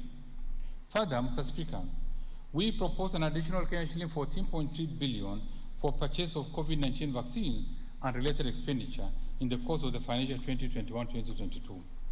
Mr. Speaker, to enhance early diagnosis and management of cancer and reduce the burden of treatment among Kenyans, I have proposed an allocation of Ksh.450 million for procurement of cyberknife radiotherapy equipment for Kenyatta University Teaching, Referral, and Research Hospital. A further Ksh.350 million has been set aside for the establishment of 2 cancer centers in Meru and Kakamega.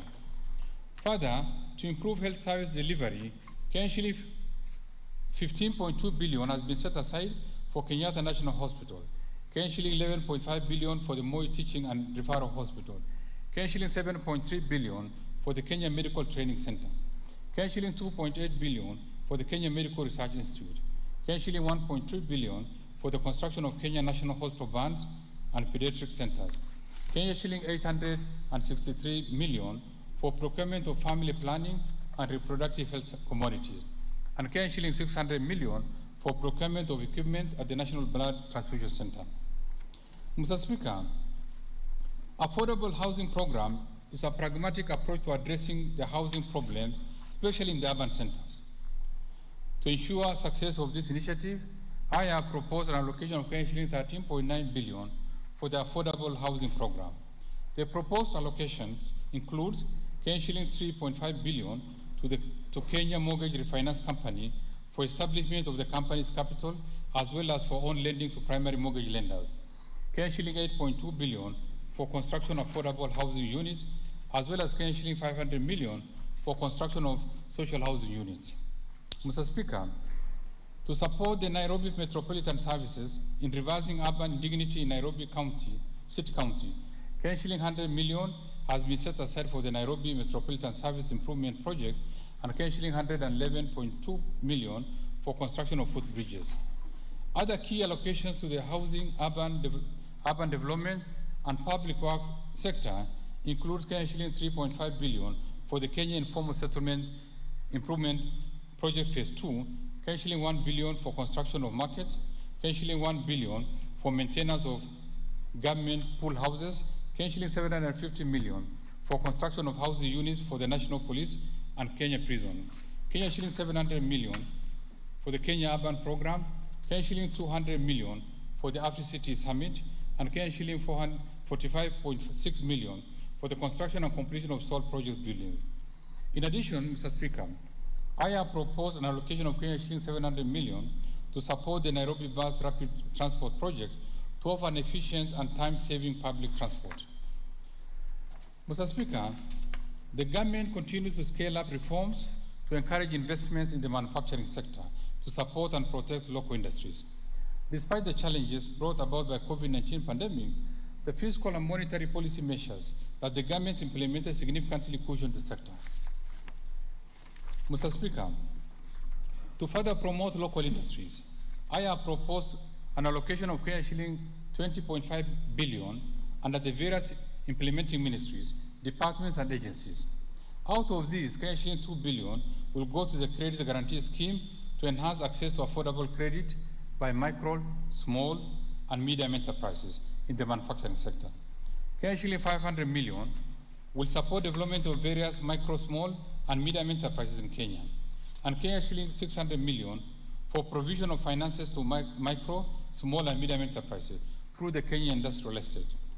In addition, Mr. Speaker, I have set aside shilling 8.3 billion for Dongokundu Special Economic Zone, shilling 350 million for development of the Special Economic Zone, Textile Park in Naivasha, Kenani Leather Industrial Park, and at the River Textile Hub, shilling 90 million for the Free Port and Industrial Park Special Economic Zone in Mombasa.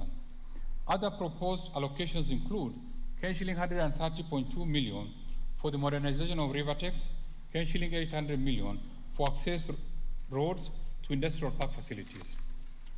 Mr. Speaker, in order to maximize the benefits from our cash crops, the government will make further investments towards the revival and enhancement of output.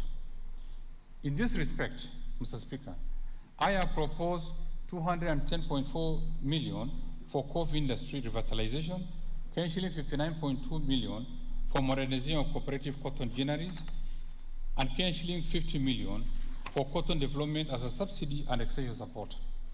Mr. Speaker, to equip our youth with essential training and internship opportunities, I have proposed an allocation of shilling 1.4 billion for the Kenya Industrial and Entrepreneurship Project, shilling 800 million for the Kenya Youth Employment and Opportunities Project, shilling 448 million for industrial research laboratories, shilling 199.5 million for constituency industrial development centers.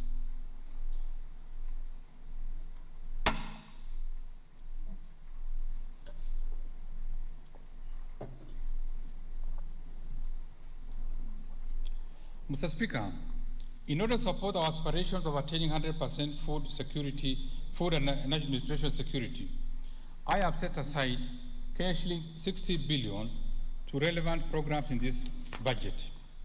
Out of this, Ksh. 7 billion will go to the National Agricultural and Rural Inclusivity Project, Ksh. 2.7 billion for the Kenya Cereal Enhancement Program. Ksh. 1.8 billion has been proposed for the Emergency Locust Response. Ksh. 1.5 billion for the National Value Chain Support Program. Ksh. 1.5 billion for the Agricultural Sector Development Support Program 2. Ksh. 1.5 billion for the Small Scale Irrigation and Value Addition Project. And Ksh. 620 million for Food Security and Crop Diversification Project. Mr. Speaker, to improve livestock production, I propose Ksh. 3 billion for free disease holding ground in Lamu. I have also proposed Ksh. 488.1 million for the Regional Pastoral Livelihood Resilience Project, Ksh. 455 million for the Kenya Livestock Commercialization Program, Ksh. 163 million for the Livestock Value Chain Support Project, and Ksh. 156.2 million for livestock production under Big Four initiative. To enhance animal disease controls, I have set aside Ksh. 180 million for sustainable successful entrepreneurship free areas in Kenya, Ksh. 131.4 million for the disease-free zones program, and Ksh. 60 million for modernization of foot and mouth disease laboratory and related activities. Mr. Speaker, the realization of the food and nutrition security also relies heavily on the sustainable utilization of the blue economy resources. To promote this, I have proposed an allocation of Ksh. 3.2 billion for the aquaculture business development project, Ksh. 3.4 billion for Kenya Marine Fisheries and Socioeconomic Development Project, Ksh. 2.1 billion for exploitation of living resources under the blue economy, Ksh. 1 billion for construction of fish processing plant in Lamu, Ksh. 290 million for coastal fisheries infrastructure development, Ksh. 326.6 million for rehabilitation of fish landing sites in Lamu, in Lake Victoria, Ksh. 150 million for aquaculture technology development and innovation transfers, and Ksh. 195.3 million for development of blue economy initiatives. Mr. Speaker, in order to increase agricultural productivity and enhance resilience to climate change risk in targeted smallholder farming and pastoral communities in Kenya, I have set aside Ksh. 8.9 billion for the Climate Smart Agricultural Productivity Project, Ksh. 1.1 billion to enhance drought resilience and sustainable livelihood, Ksh. 178 million towards ending drought emergencies in Kenya, and in addition, I have proposed an allocation of Ksh. 529.5 million for the livestock and crop insurance scheme to reduce the vulnerabilities of Kenyan farmers to disease and natural disasters. Mr. Speaker, to ensure legitimacy of land ownership, I have set aside Ksh. 1.5 billion for processing and registration of title deeds, Ksh. 600 million for digitization of land registries, and Ksh. 105 million for construction of land registries. Mr. Speaker, other proposed allocations include Ksh. 100 million for revitalization of cotton industry, Ksh. 300 million for mitigation of fall armyworms, Ksh. 150 million for establishment of liquid nitrogen plant, Ksh. 200 million towards the embryo transfer project, and Ksh. 65 million for construction and refurbishment of the Leather Science Institute. Mr. Speaker, having highlighted the expenditures under the Economic Stimulus Program and the Big Four Agenda Initiative, allow me to turn to other proposed areas of expenditure in this budget that will support our path to sustainable and resilient economic recovery. Mr. Speaker, the government continues to expand critical infrastructure in roads, rails, sea and airports to create an enabling environment for economic recovery and employment creation.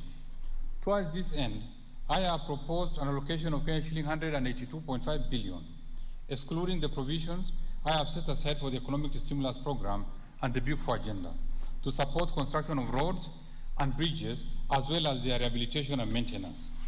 Mr. Speaker, The rehabilitation of the meter gauge railway has improved interconnectivity and reduced traffic congestion on our roads. To continue improving public transport within the Nairobi metropolitan area, I have set aside Kenya shilling 1.3 billion for railway metro lines. Further, Mr. Speaker, to expand railway transport to the rest of the country, I have set aside Kenya shilling 27.2 billion for phase 2 of the standard gauge railway, Kenya shilling 2 billion for construction and rehabilitation of Naivasha Inland Container Depot, Malaba Line, Kenya shilling 2 billion for construction and rehabilitation of Riruta, Lenana, Ngong Railway, Kenya shilling 1.1 billion to complete rehabilitation of the Nairobi-Nanyuki meter gauge railway line, and Kenya shilling 700 million to complete rehabilitation of the Nakuru-Kisumu meter gauge railway. I have also set aside Kenya shilling 2 billion for the Kenya National Shipping Yard. Mr. Speaker, to support development of our ports, I have proposed an allocation of Kenya shillings 7.5 billion for the construction of the Mombasa Port Development Project, and Kenya shillings 7.5 billion for the Lapsset project. Further, I have set aside Kenya shilling 128 million for insurance of ferries for the Likoni Channel, Kenya shilling 149 million for the maintenance of ferries and jetty headquarters, and Kenya shilling 603 million for construction and expansion of airports and airstrips. Mr. Speaker, to support production of reliable and affordable energy, I have set aside a total of Kenya shilling 71.9 billion, excluding the provisions set aside under the Big Four initiatives. Out of these, Kenya shilling 50.1 billion will cater for transmission and distribution of power. Kenya shilling 11.3 billion for development of geothermal energy. Kenya shilling 6.4 billion for electrification of public facilities, and Kenya shilling 1.3 billion for development of nuclear energy, as well as exploration and mining of coal. Mr. Speaker, enhanced national security will create an enabling environment for business to thrive while aiding faster economic recovery. In this regard, I have proposed an allocation of Kenya shilling 294.5 billion to support operation of the National Police, Defense, and the National Intelligence Service.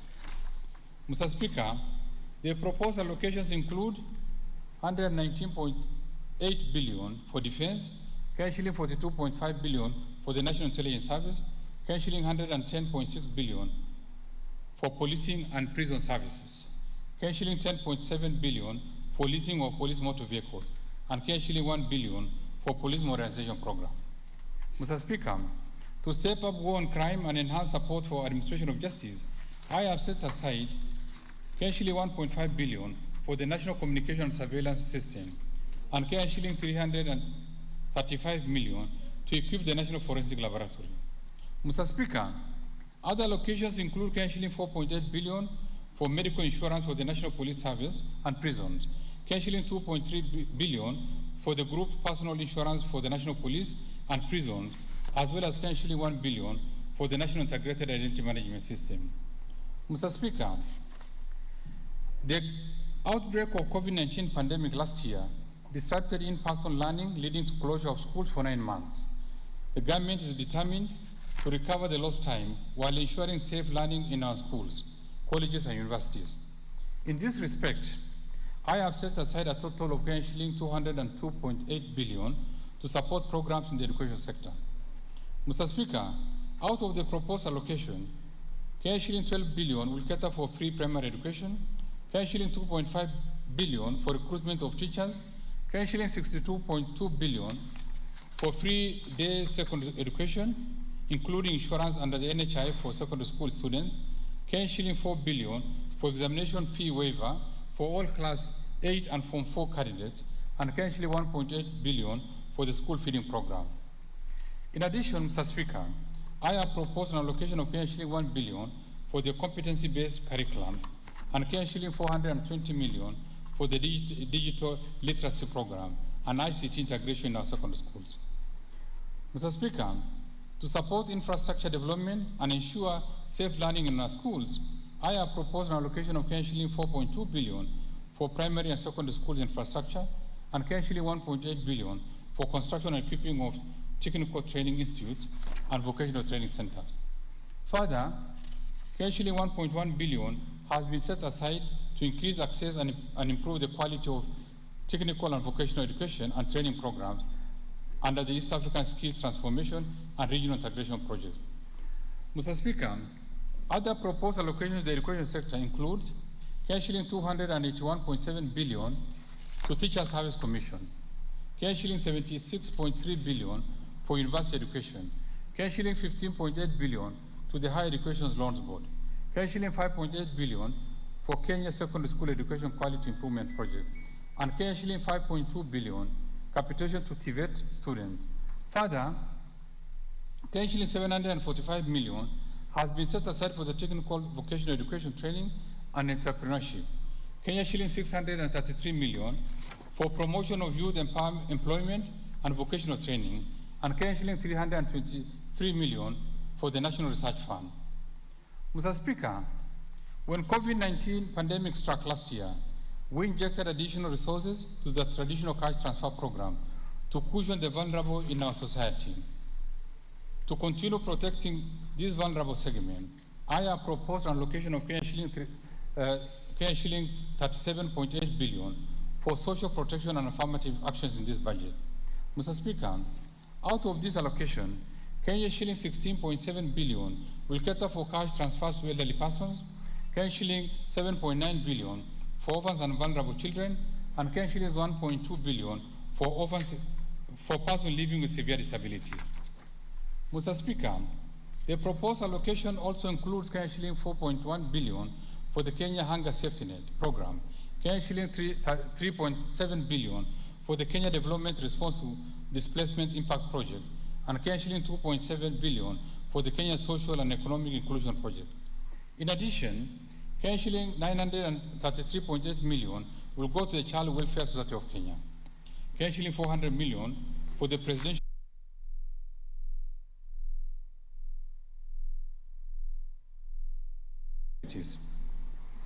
Mr. Speaker, the most pressing challenge in our country at the moment is lack of job opportunities for the youth. This has been exacerbated by the hard economic times following the adverse impact of COVID-19 pandemic.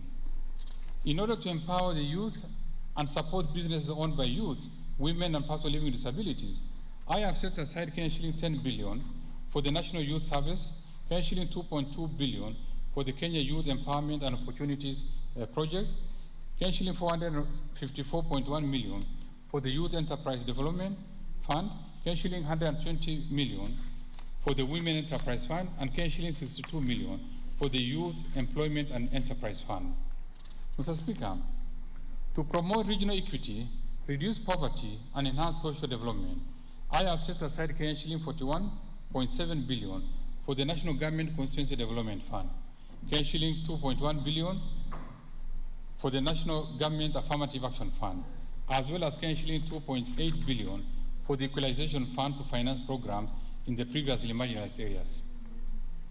Mr. Speaker, the rapid technological advancements portend great potential to catalyze economic recovery, create jobs, and improve lives and livelihood for Kenyans.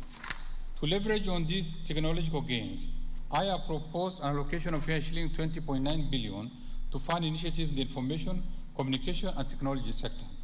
Specifically, these allocations include Shilling 1 billion for government shared services, Shilling 670 million for the digital literacy program.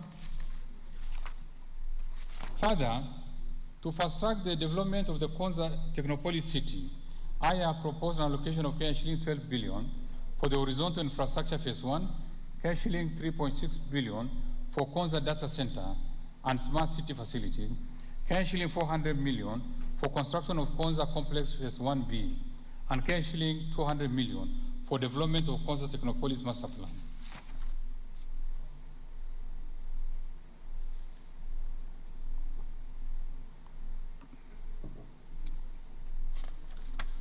Mr. Speaker, other proposed allocations include Shilling 1.2 billion for maintenance and rehabilitation of National Optic Fiber Backbone Phase 2 expansion cable, Shilling 1.1 billion for installation and commissioning of Eldoret Nadapal fiber optic cable, and Shilling 463 million for maintenance and rehabilitation of last mile county connectivity network. Mr. Speaker, the outbreak of COVID-19 pandemic and the ensuing containment measures significantly affected tourism, sports, culture, and arts sectors.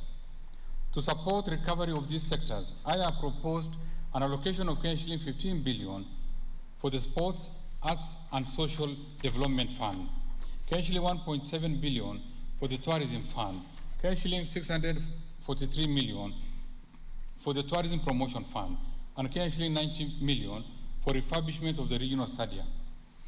Mr. Speaker, to expand access to clean and adequate water for domestic and agricultural use, I have proposed an allocation of Ksh. 38 billion for water and sewerage infrastructure development, Ksh. 16.4 billion for water resource management, and Ksh. 10.8 billion for water storage and flood control. In addition, I have set aside Ksh. 10.5 billion for irrigation and land reclamation, and Ksh. 1.6 billion for water harvesting and storage for irrigation.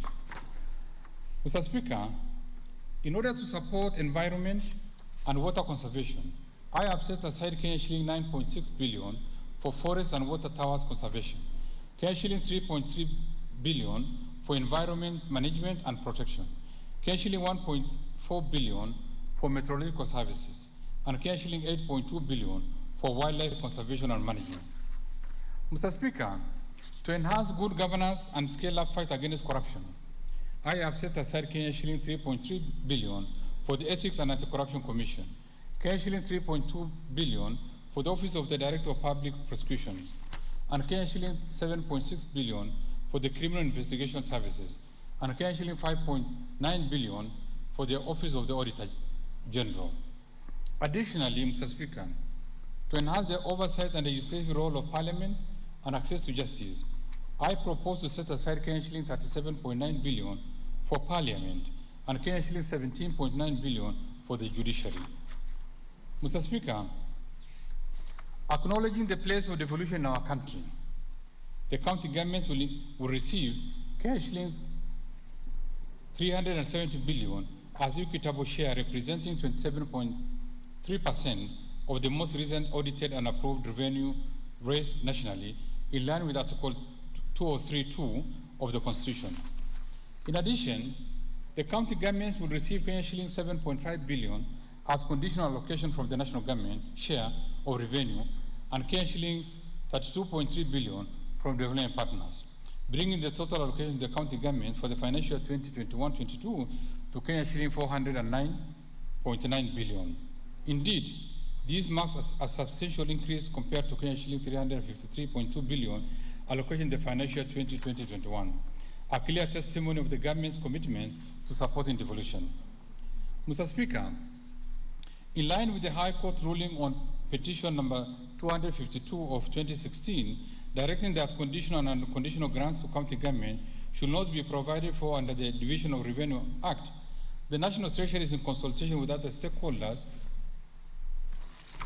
is developing an appropriate legal instrument to be used to disburse additional conditional grants from the national government's share of revenue, as well as from proceeds of loans and grants to county governments. Mr. Speaker, in February 2020, the national government and the national city county government entered into a mutual agreement in line with Article 187 of the Constitution, through which the Nairobi City County transferred some of its functions to the national government. To ensure that the process of such a transfer of functions is fully reinforced in law, the National Treasury is developing a legislation to operationalize Articles 187 and 189 of the Constitution on transfer of functions and cooperation between the national and county governments. Mr. Speaker, to facilitate performance of the transferred functions by the Nairobi Metropolitan Services, I propose to allocate Ksh. 27.2 billion, which will comprise 18 billion for recurrent expenditure and Ksh. 9.2 billion for development expenditure. Mr. Speaker, to support county governments' capacities to enhance their own source revenue and reduce our reliance on equitable share, the National Treasury rolled out a nationwide capacity building exercise for county governments on interventions contained in the national policy to support enhancement of county government own source revenue. Mr. Speaker, the policy proposes broadening of the revenue basis while enhancing counties' revenue administrative capacities. The policy further proposes legal framework to ensure that the county governments comply with Article 209(5) of the Constitution of Kenya when formulating their revenue-raising measures. In this regard, we resubmitted the County Government Revenue-Raising Process Bill 2020 to this House in early 2020 for consideration. It is my hope that this bill will get necessary priority and approval. Further, Mr. Speaker, the government, through a multi-agency task force, has reviewed existing revenue management systems with a view to deploying one integrated county revenue management system for use by all the 47 county governments. The task force has completed its work and made appropriate recommendations for consideration by the two levels of government. Mr. Speaker, in order to provide basic services to the previously marginalized areas, as envisioned under the Constitution of Kenya, the concerned county governments have been allocated Kenyan shilling 6.8 billion under the Equalization Fund in the financial year 2021-22. Mr. Speaker, arising from the High Court's ruling declaring the Equalization Fund guidelines unconstitutional, the National Treasury has developed the Public Finance Management Regulations 2021, which is now before this House for consideration. Mr. Speaker, I will now turn to taxation policy measures for the financial 2021-22 budget.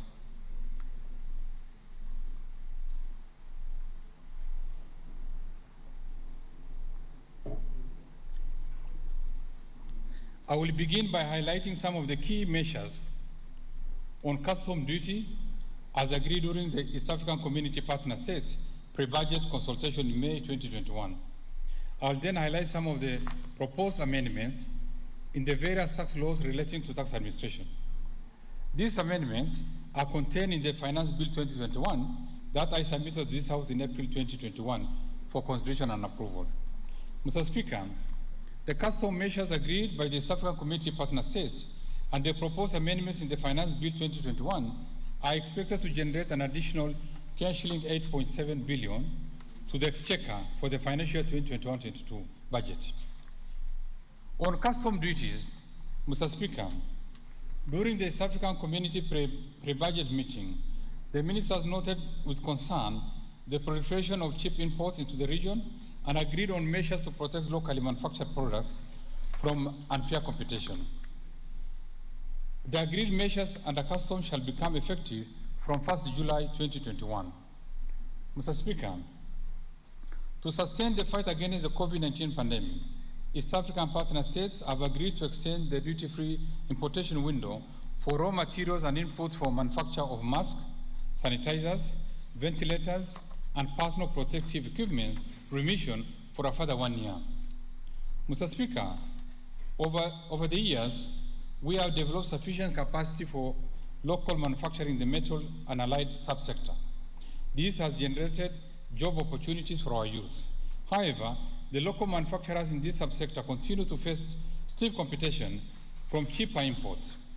In this regard, and in order to continue protecting this subsector, the East African partner states agreed that imported iron and steel products shall continue attracting a duty rate of 25% with the corresponding specific rates for a further 1 year. Mr. Speaker, our farmers have been working hard to produce enough food to satisfy demand in the region. In particular, the sector has been meeting local demands for vegetable products, including potatoes, peas, and tomatoes, among others. To protect these farmers and the sector from cheap imports, the East African partner states agreed that vegetable products, including potatoes, peas, tomatoes, among others, shall attract a duty rate of 30% for 1 year as we await the finalization of the review of the East African Community Common External Tariff. Mr. Speaker, baby diapers are essential products and there is need to supply them at affordable prices. In this regard, last year we allowed manufacturers to access inputs for manufacture of baby diapers duty-free under duty remission scheme. This was meant to support Kenya's capacity to manufacture these products locally and create jobs. I am happy to note that many companies have responded to these incentives by increasing production. In order to nurture the growth of this industry and to continue sustaining the smiles of our babies, we have agreed to extend the duty-free importation of inputs for manufacture of baby diapers for a further 1 year. Mr. Speaker, Kenya has sufficient raw material for manufacture of leather and footwear products. In support of this sector, the government has imposed a duty of 25% on imported products for manufacture of leather and footwear products. However, the sector continues to face competition from imported products due to undervaluation, thereby discouraging investments in the sector.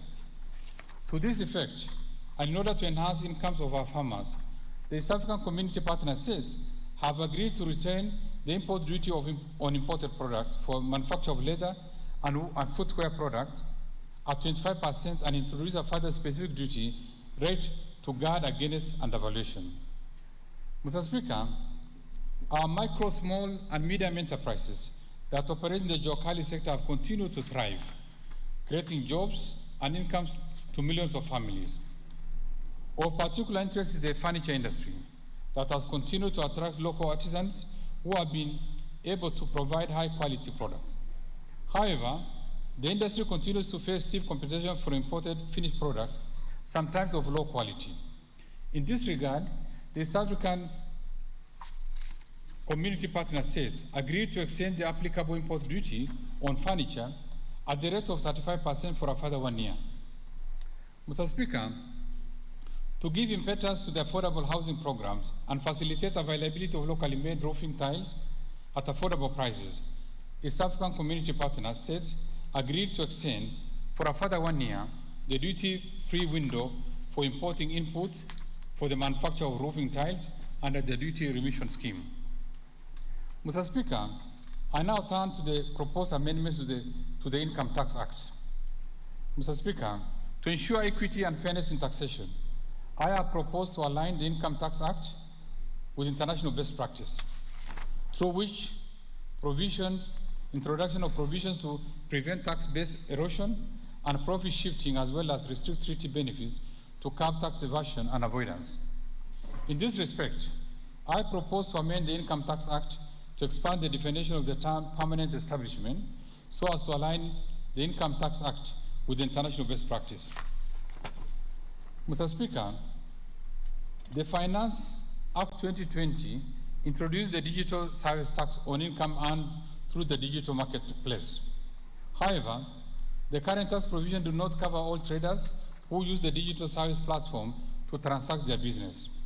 In this regard, I propose to expand the scope of the digital service tax to include income derived from internet and electronic networks. Further, I propose to amend the Income Tax Act to align the rate of withholding tax on service fees in the extractive industry with that withheld in respect of management and professional services under the same sector. This will remove ambiguity and manipulation that result in leakage of tax revenue through characterization of income. Mr. Speaker, the private contribution made to insurance companies enjoy tax relief.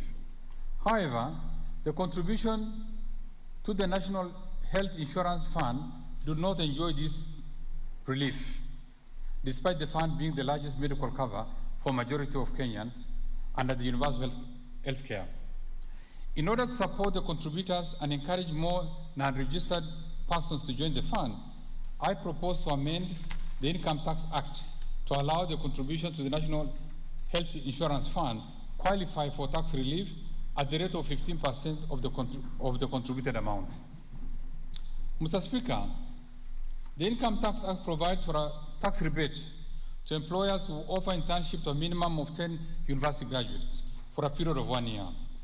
These employers are allowed to deduct from their taxable income an extra 50% out of the cost of the apprenticeship emolument. In order to encourage employers to provide similar opportunities for TVET graduates, I propose an amendment to the Income Tax Act to include graduates of TVET institutions under the program. Accordingly, employers who engage a minimum of 10 graduates from both universities and TVET institutions will be allowed to deduct from their taxable income an extra 50% out of the cost of apprenticeship enrollment. It is my hope that employers will take advantage of this incentive and give our young graduates from TVET institutions opportunities to gain practical experience so as to expand their employability. Mr. Speaker, last year, we revised the investment allowance regime under the second schedule to include Tax Act to introduce a new regime and retain the reducing balance method of deduction. However, under this method, deduction rarely gets exhausted. In order to cure this problem, I propose to amend the Income Tax Act to replace the reducing balance method with the straight line method, which provides definite timeline for the deductions. This will provide certainty in taxation, ease tax administration, and enhance compliance. Mr. Speaker, we have noted that the current provisions in the deductibility of interest allow some taxpayers to manipulate their balance sheets to reduce their tax liabilities. I therefore propose to replace the current thin capitalization rule that is based on debt to equity ratio with interest restrictions based on a ratio of earnings before interest, taxes, depreciation, and amortization. Accordingly, any interest paid in excess of 30% of a company's earnings before interest, taxes, depreciation, and amortization will be disallowed in determination of taxable income. Mr. Speaker, in addition to being an international best practice, these measures has been found to be a better indicator of an economic performance of businesses, hence appropriate for determining the deductibility of interest on loans. This will guard against tax planning.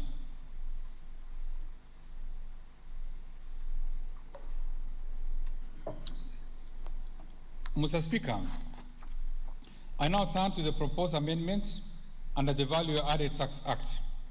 In order to strengthen our healthcare system, make the cost of medicines affordable for Kenyans, and step up the fight against COVID-19 pandemic, I propose to introduce VAT exemption on medicaments used in our health facilities, including decongestants and food supplements. Further, I propose to provide VAT exemptions to diagnostic and laboratory reagents, artificial respirators, including therapeutic respiration apparatus, breathing appliances, gas masks, as well as medical equipment and technologies used in the provision of medical care services.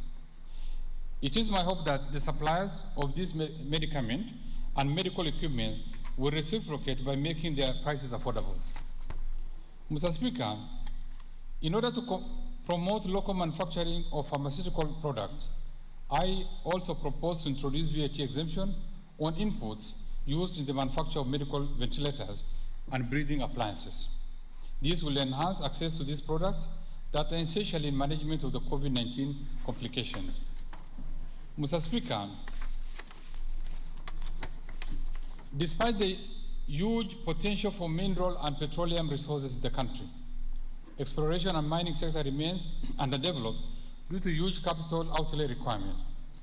In order to promote exploration and mining activities in the country, I propose to exempt from VAT goods for inclusive use in geothermal or oil exploration and mine prospecting. Mr. Speaker, to boost Kenya's effort on green energy, I propose to exempt from VAT equipment for generation of solar and wind energy. Mr. Speaker, to provide a transition clause to allow companies that had already signed power purchase agreements with government, I propose to amend the Value Added Tax Act to provide for a transition for the project that had been signed before April 2020, to enable them to continue benefiting from the VAT exemption in respect of taxable goods used in the project. This transition will expire upon completion of the said projects. Mr. Speaker, in order to entrench the benefit of affordable housing, including specialized facilities like the student hostels, it is imperative to develop innovative financing alternatives. In this regard, I propose to exempt from VAT asset transfers in the real estate investment trust and asset-backed securities. This will deepen our capital markets by encouraging investors to participate in the real estate investment trust.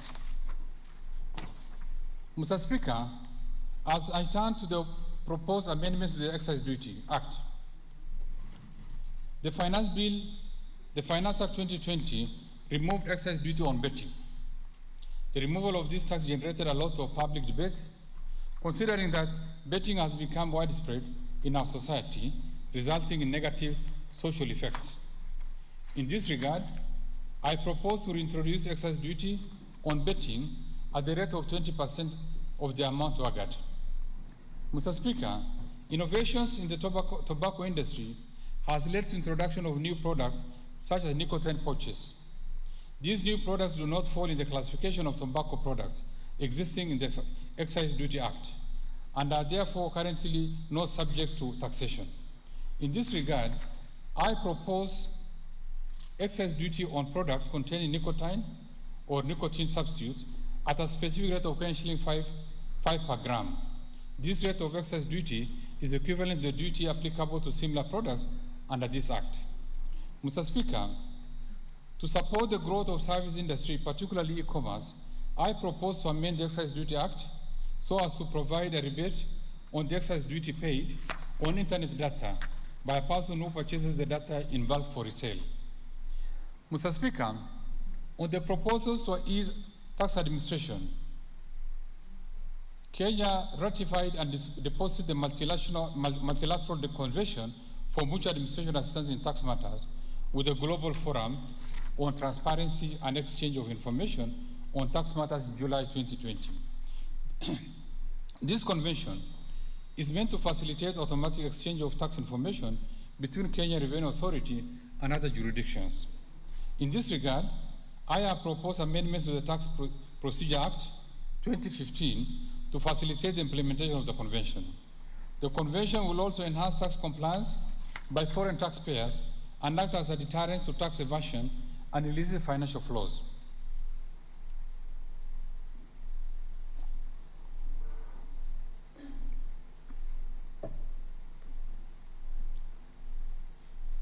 In addition, I propose to amend the Tax Procedures Act to empower the Kenya Revenue Authority seek intervention of other agencies to facilitate compliance with the provisions of the Digital Service Tax. Mr. Speaker, there are various ways that some unpatriotic individuals are using to evade payments of their tax liabilities.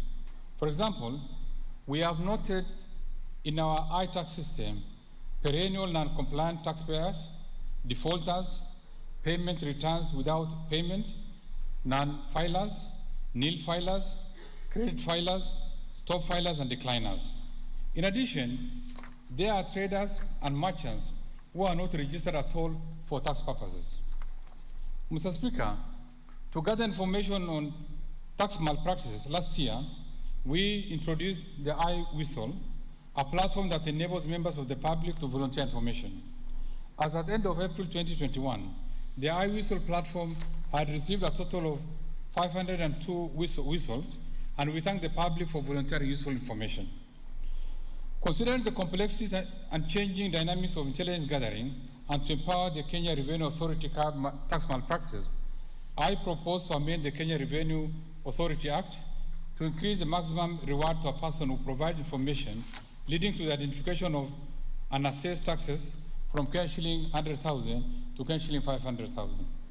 Further, I propose to increase the reward to a person who provides information leading to recovery from maximum of Ksh. 2 million to Ksh. 5 million. This will encourage receipt of voluntary information to Kenya Revenue Authority, thereby bolstering tax compliance and revenue collections. Mr. Speaker, the Tax Appeals Tribunal has been hearing tax disputes and providing judgments at a very slow pace as the tribunal sits on a part-time basis.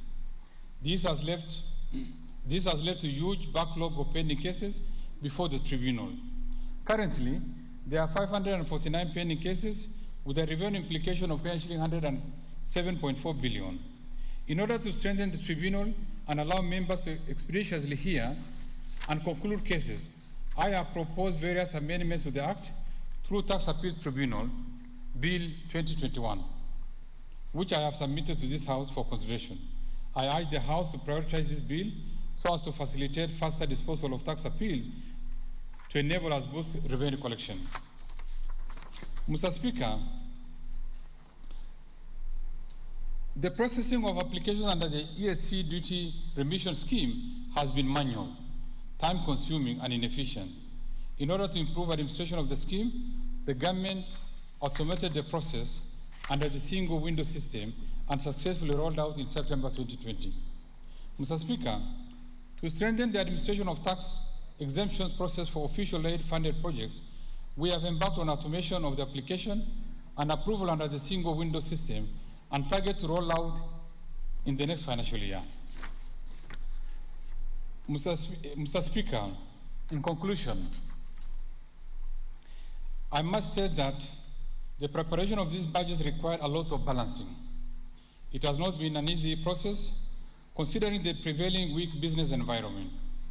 I am confident that the plans I have laid in this budget will be realized to achieve the envisaged economic recovery that will lead to improvement of the welfare of Kenyans.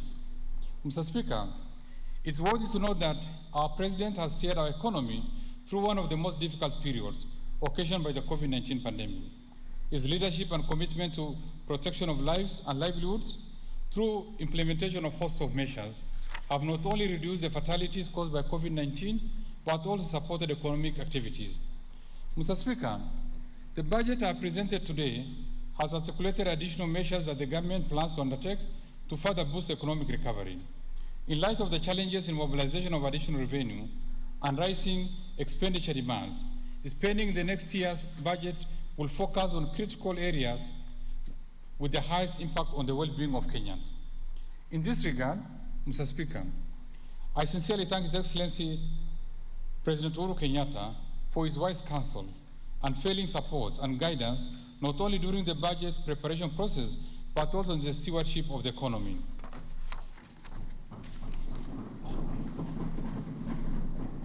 I also thank my fellow cabinet secretaries, the various accounting officers, and staff for their contributions to the financial 2021-22 budget process. Mr. Speaker, I also express deep gratitude to Kenyans for the insightful contributions, proposals, and suggestions that helped us to finalize this budget. In addition, my appreciation also goes to first, the Honorable Speakers of the National Assembly and the Senate, the majority and minority leaders, as well as other leadership of the House, and their respective class for overseeing the approval of the budget estimates for the financial 2021-22 and the related documents.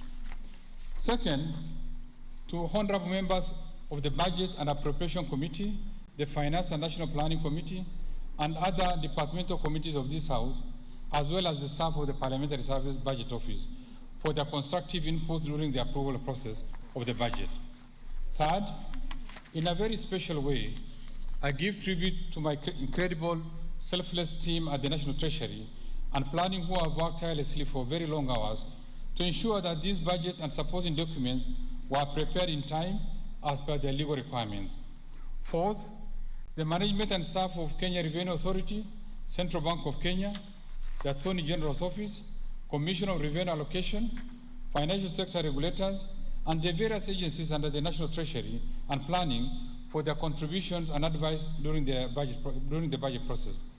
Fifth, our multilateral development partners, especially International Monetary Fund, the World Bank, the African Development Bank, and all other bilateral development partners for their contribution to our development agenda through various technical and financial support. Further, I thank the private sector for their resilience and continued contribution to the economic development of this country. Sixth, my appreciation goes to the fourth estate for the active reporting on economic and financial development, as well as engagement on the financial year 2021 and 2022 budget process. Lastly, Mr. Speaker, I remain grateful to my family for their unfailing support, regular encouragement, and understanding as I steer my responsibility at the National Treasury and Planning at a critical time like this. I thank you all, and may God bless Kenya.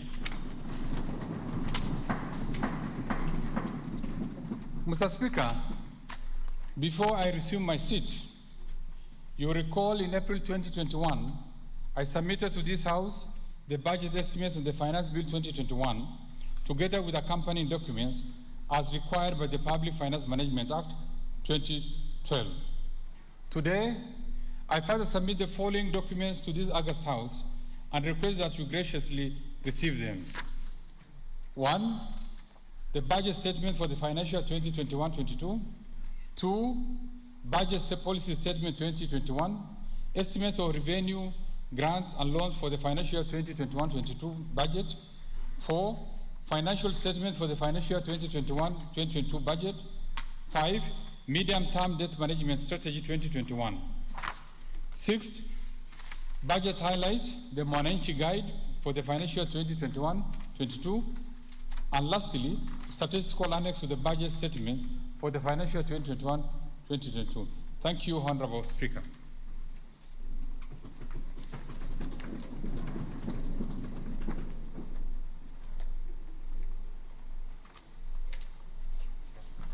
Thank you very much.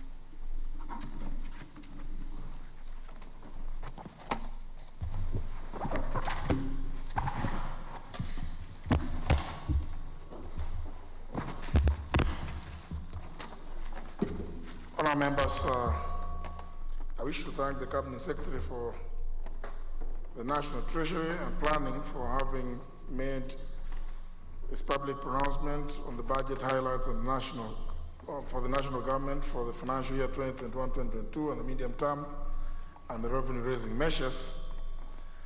And as you know, honourable members, today's budget speech will not be accompanied by the usual parliamentary courtesies given the limitations occasioned by the prevailing COVID-19 pandemic and the attendant Ministry of Health's guidelines regarding public meetings.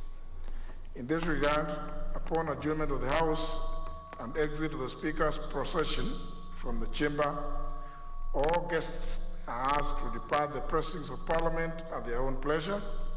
However, arrangements have been made for a modest press conference by the Cabinet Secretary for National Treasury at Parliament Gardens. All members may also take the opportunity to address the media on matters pertaining to the budget in the usual manner at the Parliamentary Gardens. Now, honourable members, time being 5 minutes past 5, the House now stands adjourned until Tuesday, 15th of June, 2021 at 2:30 p.m.